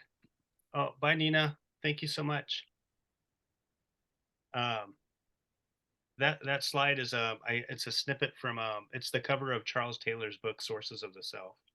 And as I was just scratching the surface and talking about virtue ethics and all that stuff, my thesis advisor mentioned that book. And it's kind of a thick book. It's a tome in itself.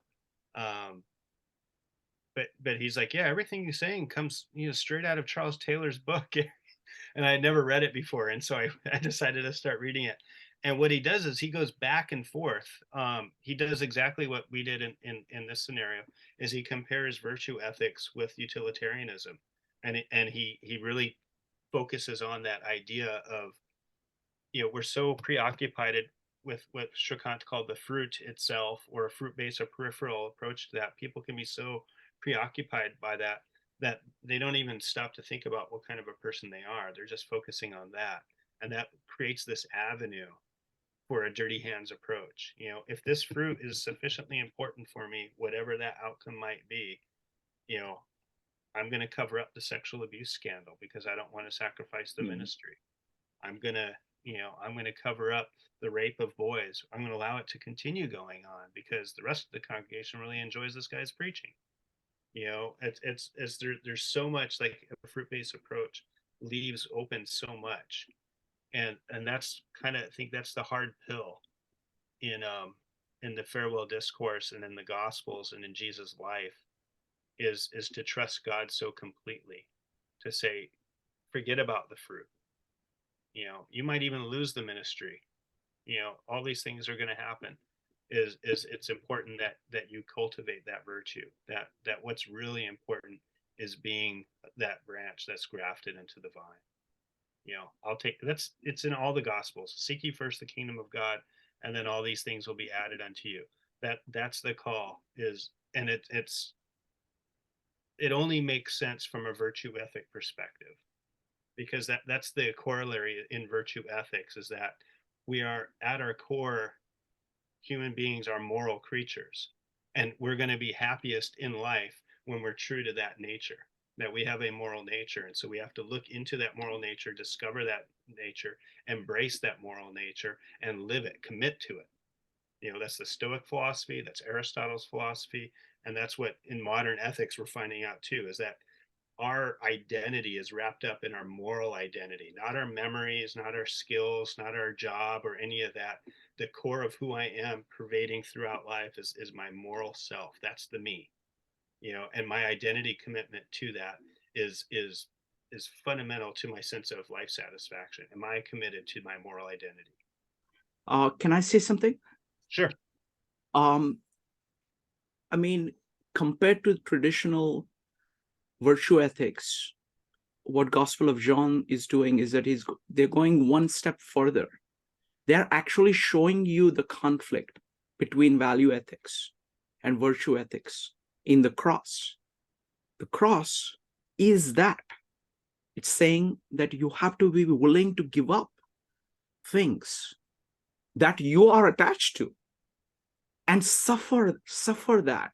And that's the only way to have eternal life, only way to have life. So it is saying you will face these situations in your life all the time.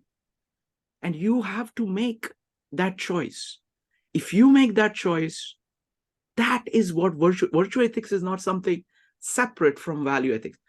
Cross actually shows you this is going, saying, this is your values that you need to give up. Only if you do that, you can go like this. And that is a choice that you face at every point of time. in every decision, individual and Right. social. Yeah.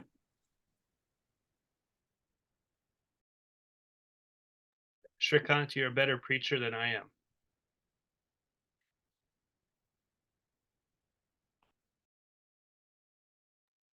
Go ahead, Joe.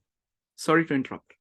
Oh, no, I just said you're right. No, I didn't know I was unmuted, actually. I just was speaking out. Um, but I agree with you. And I also think of Krishna as well, is in the same position in the beginning, with faced with a decision, and you have to do with what is virtuous and what is difficult, right? As well, but there's also, yeah, no, I think when people think about doing what is the right thing to do, and if the right thing to do is to necessarily pursue value, then then the good thing becomes what is best for as many people possible, not necessarily what is best for morally, like essentially what is moral, and or what is moral changes based on a value basis versus a virtue. And I agree with the idea that virtue actually enables people to persevere and over the long term. I didn't mean to interrupt. I was just agreeing with you. Thank you, Joe. Next up is Evanique. Yeah, thank you again, Gary. One part of your presentation that was striking is love as a solution, and you said it challenges authoritarianism, it challenges egoism, and that you're not motivated by punishment or rewards. And I think that's so helpful because that is how you're motivated in an institution. It's either rewarded and you're praised by everybody, or you're afraid you're going to be brought to the church and have everything revealed. And I think Jesus challenges all of that in the foot washing. The simple fact, like you were saying before, we had discussed before, that he takes on the role of a female servant. But more importantly than that, he doesn't even see it as like a role that he's taking on. It's that he's doing service for his disciples. He's showing them how he wants them to be in the world. And if you think about it, in a sense, when he's doing what he knows is designated for female servants, in a big sense is that he's telling you, you serve everybody equally. You serve men and women equally. That these are your people. These are going to be your sheep. You're going to be their shepherd. Your role is going to be to serve them. And at that, I mean, he always challenged the paradigm, but he was really challenging the paradigm at that moment because the Pharisees were praised and they were feared, and um, they weren't the showmanship of love. They didn't show love. They put all the, Jesus talks about, you put all of these rules on people's backs and you're damning them and yourselves to hell. You know, you are you're putting this weight on them that they can't handle. And he's like, if you go with me, my burden is light, and you think, no, it isn't, you lose everything. But if you think about it, in a sense, when you lose everything, you can just be who you are. It is light. It's not easy, not by any means. It challenges you to really be yourself in the face of everything, but it also lifts a burden because you don't have to wear that mask anymore. You don't have to silence yourself. Um, so I just thought that was great, and I think you're right. And I think that's why so many people go against it. It's because it challenges everything. Like, if people do things in the name of Jesus that Jesus would not approve of at all. And it makes me wonder, I'm like, did these people read their Bible? If you actually read the Bible, you would know that this is not it. Um, and then we talked about before of love as worship and love as being. And I wanted to talk about love as being is at the heart of it, right? It is at the heart of the matter, and that if you're a person that is being love, then you follow your virtues. You're not worried about what society values. You're not worried about that fruit that Sharikant was talking about. You know, you're not attached to any of it. The fruit is just that. It is just kind of like the icing on the cake. But the cake is love. And the fruit is the results of, I think it's a combination of luck and action, because you could do those same actions and not get the same results. But when you're not attached to the results and you're attached to who you are being, the results don't matter. You get to enjoy the fruits, and then when the tough times come, because you are being a loving being, that's okay too. You can handle it. And so, um, I just think of Paul when he said in one of the Gospels where he's being persecuted, he was like, "I am okay with having a lot, and I'm okay with having nothing. I'm okay with having a lot of food, and I'm also okay with having nothing," because there were times where he was on the run, and there were times he was in the boat and there was literally no food. And then there were times where he was going to other disciples' houses and he was feasting. It was good and bad. And I think it's that stoicism where, you're facing life as good or bad. Who are you going to be? That's the real question. Who are you going to be in both situations? Who do you choose to be in both situations? Because that's the only thing you have control over anyway, is who you choose to be, and no matter what. So that's all I have. I would say thank you. No, you really nailed it. Is like that's the thing that I don't have any control over. And that's the big argument on utilitarian ethics, is even if I could control the outcome, I have very limited control even of that, because I don't know what it's going to turn into. I might create this, that I might have these unforeseen consequences. The list goes on and on. The one thing I can do, that I can focus on, is who I am. And you kind of nailed it. But when you started talking, the other thing that stuck out to me is it's identical to the struggle I had in church for years, as they would say, and you can probably remember this, is how is anybody saved? By grace through faith. You say the magic words, you accept Jesus into your heart, he becomes your personal savior, and that's it. And not by works, there's nothing you can do. It's all God's grace, right?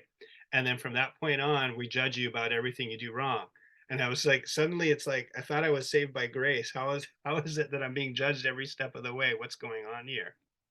And then there's all of this fear of hell, like like my pastor right now in one of my churches, believes that if you commit a sin and you don't repent of it, God's going to send you to hell. I was like, man, I was much happier before I became a Christian and got saved, because I wasn't worried about all this. All you did was recruit me into a constant fear of hell and eternal damnation. Part of this study, what I learned is that hell wasn't an official doctrine of the church for hundreds of years. Way after Constantine, that was an undecided thing. And so I want you to just imagine for a moment Christians who are willing to be martyred, who want to live a good life, who want to love others, who are risking their lives, and they're not motivated by fear of punishments, or thinking that they have to do it for a reward whatsoever. Hell, punishments and rewards isn't even part of it. The only thing that's motivating them is, this is what Polycarp said, like as he was standing there, is that he's getting ready to be burned at the stake. They said, if you recant, then we'll let you go free. All you have to do is recant. And he says, for 90 years I've loved Jesus, and he's never done me any wrong. Why? How could I deny him now? There was no fear of punishment or anything. It was just love. And that's a powerful thing. That's all. Yeah. Oh, Go ahead, Evanique. now I was thinking when you were talking about that, and like you said, there was no fear of punishment and no fear, because I think it's like when you are being true to who you are, you're kind of like ready for it almost. In a sense, you kind of know what you know what you're doing, right? Especially in the early church, when being a Christian could literally get you killed. You knew what you were doing, and you understood you understood what you were doing when you walked in. And I just think like too, like when DLJ put something in the chat, and you know, people, it's so funny how churches twist the Bible. And one of the things is, uh, one of the reasons why you were talking about Beth, that in the Baptist church, and you know, they were saying that her doctrine was wrong because she wasn't supposed to be teaching, and they based that off of, and DLJ put it in the chat, it was Timothy too.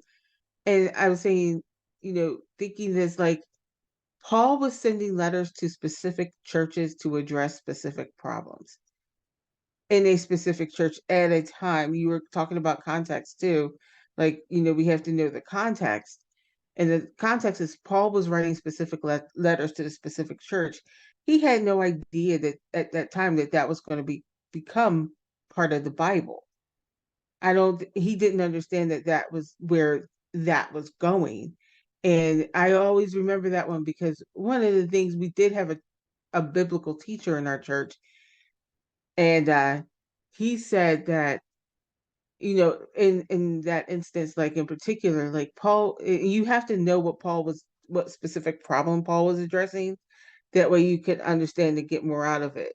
If you look at it for what its true form is, when you look at the letters from Paul and they were going to specific churches, it helps to know in general what problem he was addressing and what was going on in that church in that time.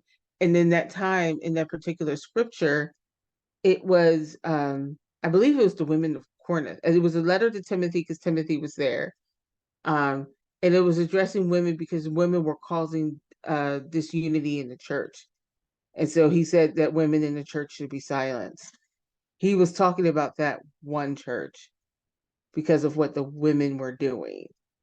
And I think that's key. So this work, and I want to thank you, Shrikant, for like allowing us to study the Bible, because it has brought back like a love of studying the Bible and figuring out what was going on. So thank you, Gary, and thank you, Shrikant, for allowing all of us to use this platform to study the gospel. So Thank you, Evanique. You know, and you've been a very big part of it. So really, really appreciate you know, the role that you played. It's huge. I mean, I have a very different perspective because I've not been you know, member of any kind of religious organization or anything like that. So I'm looking at this just directly. I do have a very good context of the modern life as such, just because I'm part of it. And one point that Gary made is that this thinking is from another time. And you really have to see that sensibility in order to understand anything. I like the three-part description of love, going progressively deeper. So at the outside, it is a challenge to authoritarianism. And in the middle, it is love as worship. And then at the root, it is love as being. I want to say more because actually the word love itself, as is understood in modern times, doesn't really capture what is being talked about here. Because what is this love? This is actually what it means to be with the Father. You know, all Jesus is trying to do in this farewell discourse is to say, what was it when you say in the beginning was the Word and Word was with God? What does it mean to be with God? That is the meaning of love. And actually, that is far more precise. It is far more easier to understand than the word love. Because it is that. It is your relationship to truth. It is your unconditionally saying yes to the eternal principle of the universe. And you're saying, yes, that's all there is. It is devotion. If I want to use a word, I would use devotion. Because it is not because love is used in so many different ways. So the real meaning, the best word I have for that is with, to be with God. That's what Jesus is trying to communicate. And that means to be with truth. And you're doing it, and that's all you're doing. That's all you're doing. And everything that you're doing comes from just that core. Because that is your being. That's who you are. You are a child of God. And you're saying yes to that. And that's a grace, that's given to you. Whether you like it or not, you are. Now, it is you simply saying yes, is simply acknowledging that, yes, I am with God. And that is your being. And being is not a passive thing. The word be in Sanskrit, it comes from the word bhu, that means to grow. Is, the word is, or asmi, which is the root, is or am, comes from the word asmi, which is to breathe. So you are breathing with, you are growing with, you are living with God. That is the meaning of the word love. So it is being in that sense, and it is worship in the sense that you're saying that that's the most important thing. You're just focused on that. It is worship in that sense. And in that mindset, you're so full of light that any kind of darkness like authoritarianism, you will not even notice. It's like, why? What is this? Where is this? And why is there is, because there is no light there. It is all kinds of dark. Now, it is true that many people use this thing for all kinds of other purposes, but that's what I see the meaning of love that is being talked about. It is with, it is it is growing, it is being, it is at that level. Gary, what do you think? I really like it, and it I like how you focus on the word with, but also John uses the word abide continually Yes. through it. Yes. And there's this broad sense of it. And in a previous lecture we brought this up, how like one of the first instances where John uses the word abide, it's when they just say, hey, where are you staying? Yeah. And they hang out. Yeah. And so there's this really deep concept of with, and there's this deep concept of being grafted into the vine and abiding in it. And then there's this other angle of it, which is like the fish at the end, is what is on display here. What is God asking? He's asking for us to hang out and have breakfast. Yes. We don't have to jump to the mysticism. Is this is something that all of us can relate to. He wants us to just hang out, and that is in some ways is even more beautiful than all the mystical relations and mystical meanings and deep truths. Is just that there's a God who sent his son to the world, knowing full well that the world was in such darkness that it couldn't handle that level of love.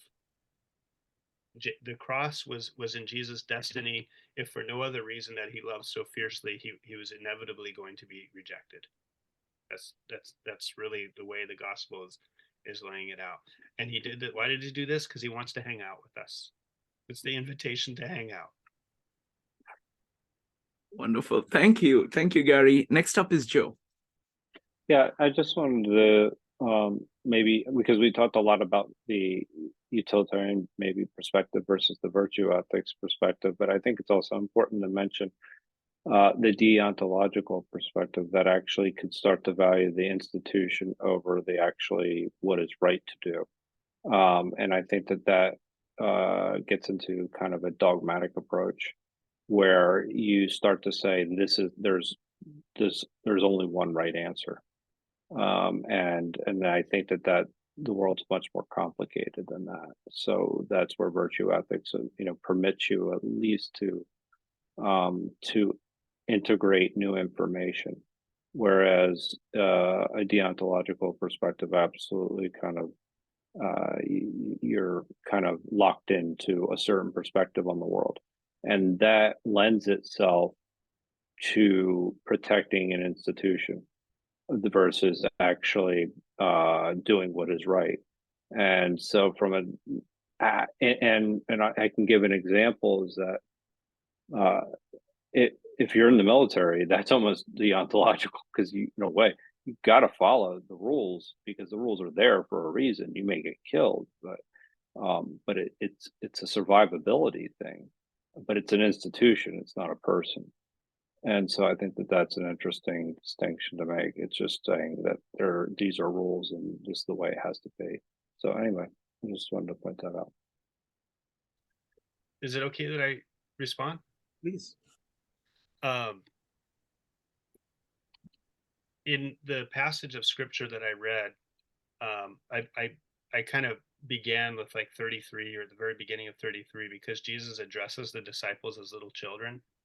And deontology is really good for people that are completely ignorant of what's going on, whether you're a little children or you're a foreigner in a new place. What you really need is a straightforward rule. You need a clear instruction as a starting point. Maybe I can figure out the reasons for it. Maybe I can go everything else, but you need to throw me a bone. And so for me, that's kind of the magical thing of what's taking place, is that the farewell discourse and the Gospel of John is depicting moral progress.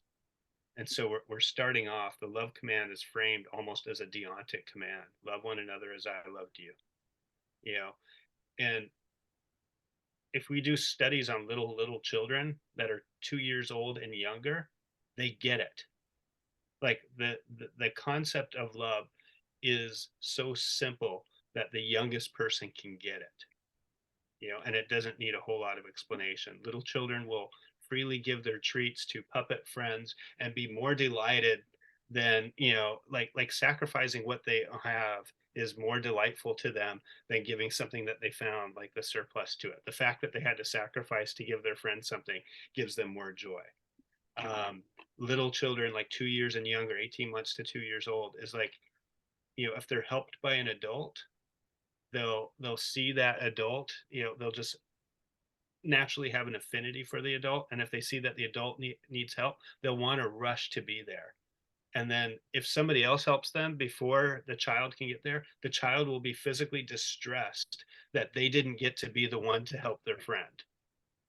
And so they don't even have the verbal capacity to articulate. They might not even have a concept of what's taking place, but they know that they want to be kind. And they know that they want to help people that have helped them. And so there's this Girardian desirative mimesis, mimetics of desire going on right there. Is they see the love and they just want it, and they rush for it. So yeah, in the farewell discourse, I think it begins with this simple like deontology, and then Jesus talks about this example, the example of his life, and that's how virtue ethics was taught, at least how from the material that I read, is they all point to imitation as a form of pedagogy.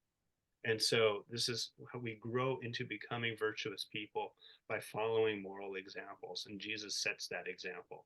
And he gives us the example of the foot washing, as like the pinnacle of his entire life ministry. And then the culmination is that we would actually exemplify and embody those virtues. But yeah, I think deontology is addressed. I think it's addressed in the Gospel of John. Nicodemus even brings it up at one point when the Pharisees are, this is John, I think, chapter 7, they're debating what to do with Jesus.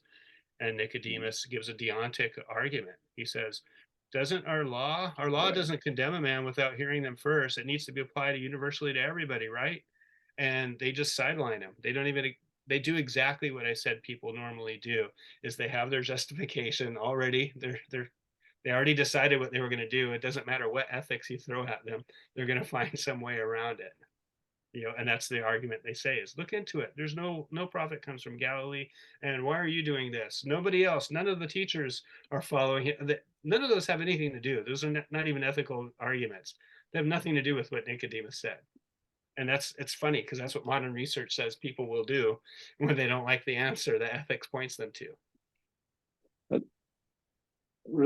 Just really quickly, I think this is also where you see ritual overtake, the action that is actually being taken. So that, the idea that you cured somebody on the Sabbath, it's like, well, okay. So that in that particular instance, just the idea that where you become so rules-based and so rigid, and that's deontology versus the idea that, hey, look, it's do the right thing under whatever you can. So anyway. Thanks, Joe. Gary, did you want to say something? It's the ritual is an interesting thing because if you see ritual as reminding me that God is already present in this moment, then ritual kind of like if you study like the Jewish prayers and stuff, is there's rituals all day long that you're doing stuff, and it's to call to remembrance the continuous presence of God. But if you see ritual as somehow instantiating or bringing God's as a magic formula to bring it about, then it becomes a work, like something that you have to do, and you have to do it right in just a certain way. And so it's really funny. Ritual has the potential to be this very beautiful thing.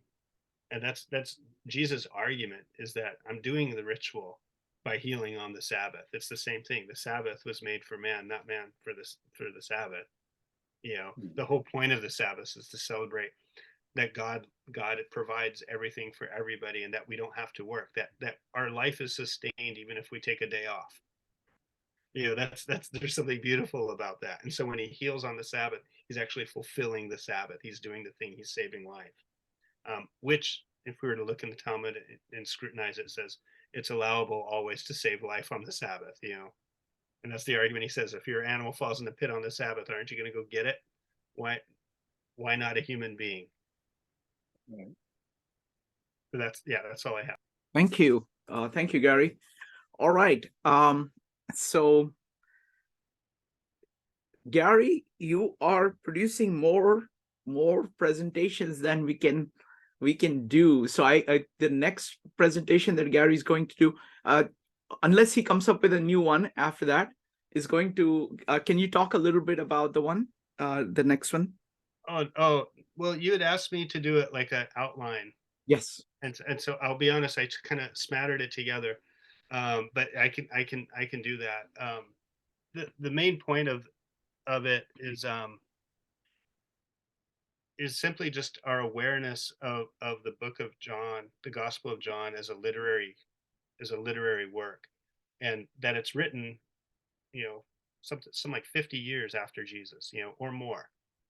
And so John isn't writing to the disciples, these conversations to the disciples, these events of Jesus' life. We have to have him, he has us in mind.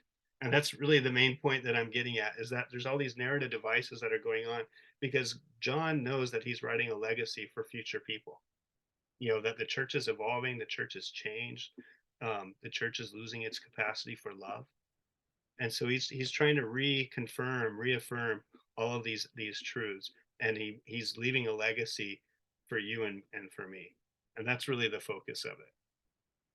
Wonderful. I'm really looking forward to it. But one of the just side comment about John, I love the way in which he incorporates all of the Greek corpus into it without explicitly talking about it. It's just very deep.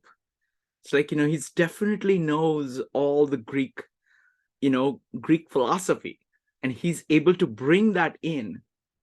There is Aristotle, you can see Stoicism, you can see this. There are a lot of things you can see, except that he's going one level. He's actually marrying those things together. He's taking the line that is there from the rest of the New Testament, and then he's kind of integrating it, and that gives it a philosophical power that it's just stunning. I think you explained it better than I do, Shrikant. Well, It's like I wrote my thesis on it, but you're still able to explain it better than I can. oh, that's just because I don't know anything. You know, I'm just looking at saying, okay, look, I see Seneca here. You know, I see this here, and I see Aristotle. You know, just the way he talks about the wine. I see Aristotelian thinking here. Even the words that he's using. This is the word that Aristotle came up with. You know, so absolutely. Next up is Joe. Yeah, no, I just, well, I can't say it better than that, but because I see kind of the same things at the roots of like some of the things that the Stoics say with divine, or you know, that Marcus Aurelius actually says similar things, and so you can kind of see that element of it, but also the Gospel of John in particular seems to be uh, much more metaphysical than say the rest of the Gospels. It's makes it much more. I think it makes it much more deeper and rich, in my opinion. Anyway, Absolutely. I'm glad we're going through it. It's far more philosophical, far more not just metaphysical, but also kind of, you know, the epistemology, the ethics. I mean, all of philosophy. It is really deep in philosophy. And I mean, I just love the book because it's not like a treatise on philosophy, but that philosophy is imbued in the vocabulary, in the speech of this man, and it just expresses itself. You know, in the beginning was the word. I mean, just, and the word was with God. I mean, what is that? You know, it's just so powerful, so powerful. And just like every sentence, you know, the prologue itself, I mean, it is both in terms of philosophy, in terms of literature, you know, just the literary quality of it, the scope of what it does, you know, just gives the entire story right there in these just 18 verses. I mean, I have not seen anybody do that. You know, you can look up the Greek corpus and the Roman corpus, and you can look up, you know, Shakespeare, and you can look at Milton and everything. And the combination of the philosophical ground covered and the power, beauty, and clarity with which the whole production is done. I mean, it's like musical. It's like musical to me.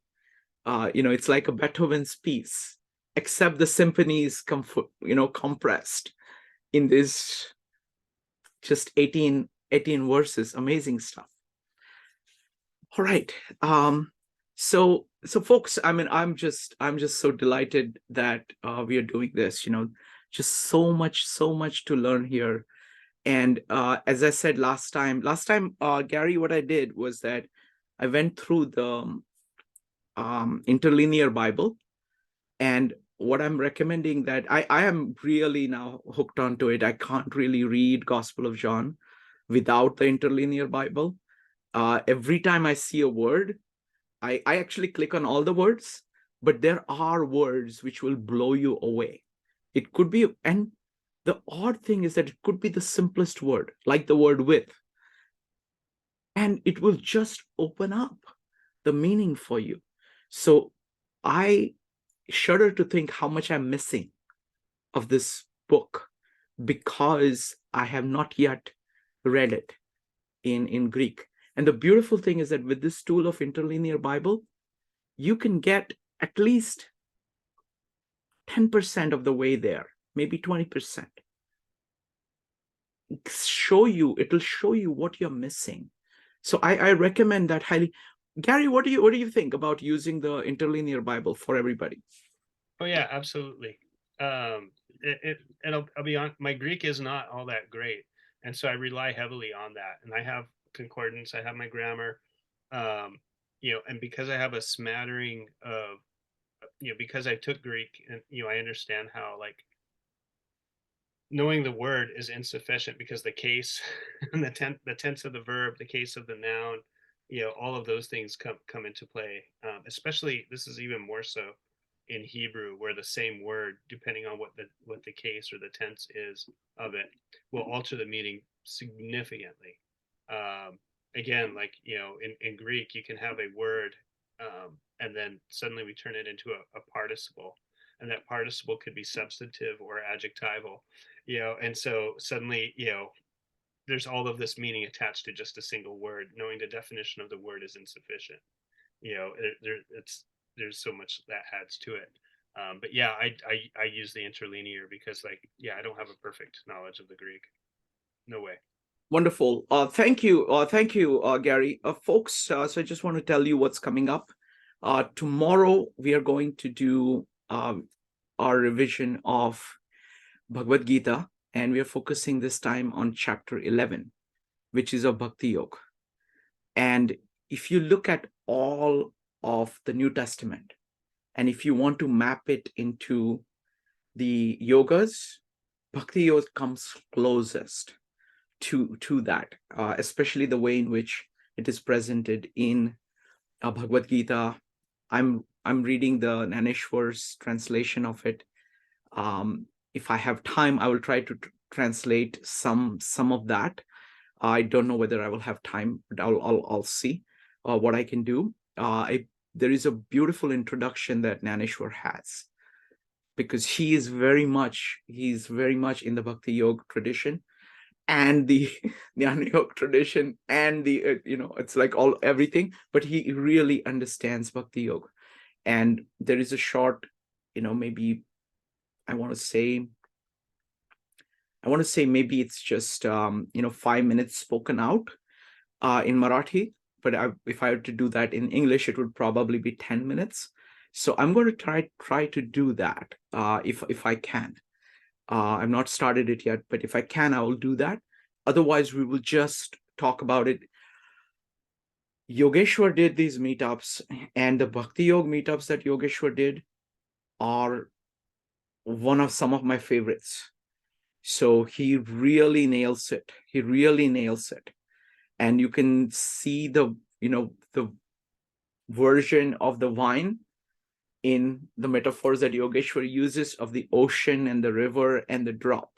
It is just incredible what he does. It's truly, the more I listen to Yogeshwar's presentations, the more I appreciate how much, how great a presentations that he did. And this Bhakti Yoga is a great example of that. So if you can make it, folks, please do. And then we're going to do a Bucky meetup, a Buckminster Fuller meetup on Sunday. And we've got somebody called Casey House. And he has done something incredible. He's developing something called a synergistic university. He has these hundreds and probably thousands of images of how to express Buckminster Fuller's ideas in geometry with all these, he's a graphic designer. So he's done all of this stuff. So I can't even imagine. And he said, okay, what do you want me to do? I said, what do you want to do? That's what I always ask people. And he says, I've been working for the past 6 years on this project. How about I just tell you guys what I've been doing? I'll just show you everything that I've been doing. So I said, perfect. So that's what he's going to be doing. So it could be one of the best Bucky meetups that we have had. So, and we have had some incredible ones. So Joe, thank you for putting them in the chat. If you guys could make it, please do. And we will see you soon. Thank you, Gary, again for doing the presentation, and all the best for your church presentation. Do let us know how we fared as compared to your great audience. Okay. Thank you. Bye. Thank you, Gary. Bye. Thanks so much, Gary. It was so good. Thank you. Wonderful. Bye, everybody.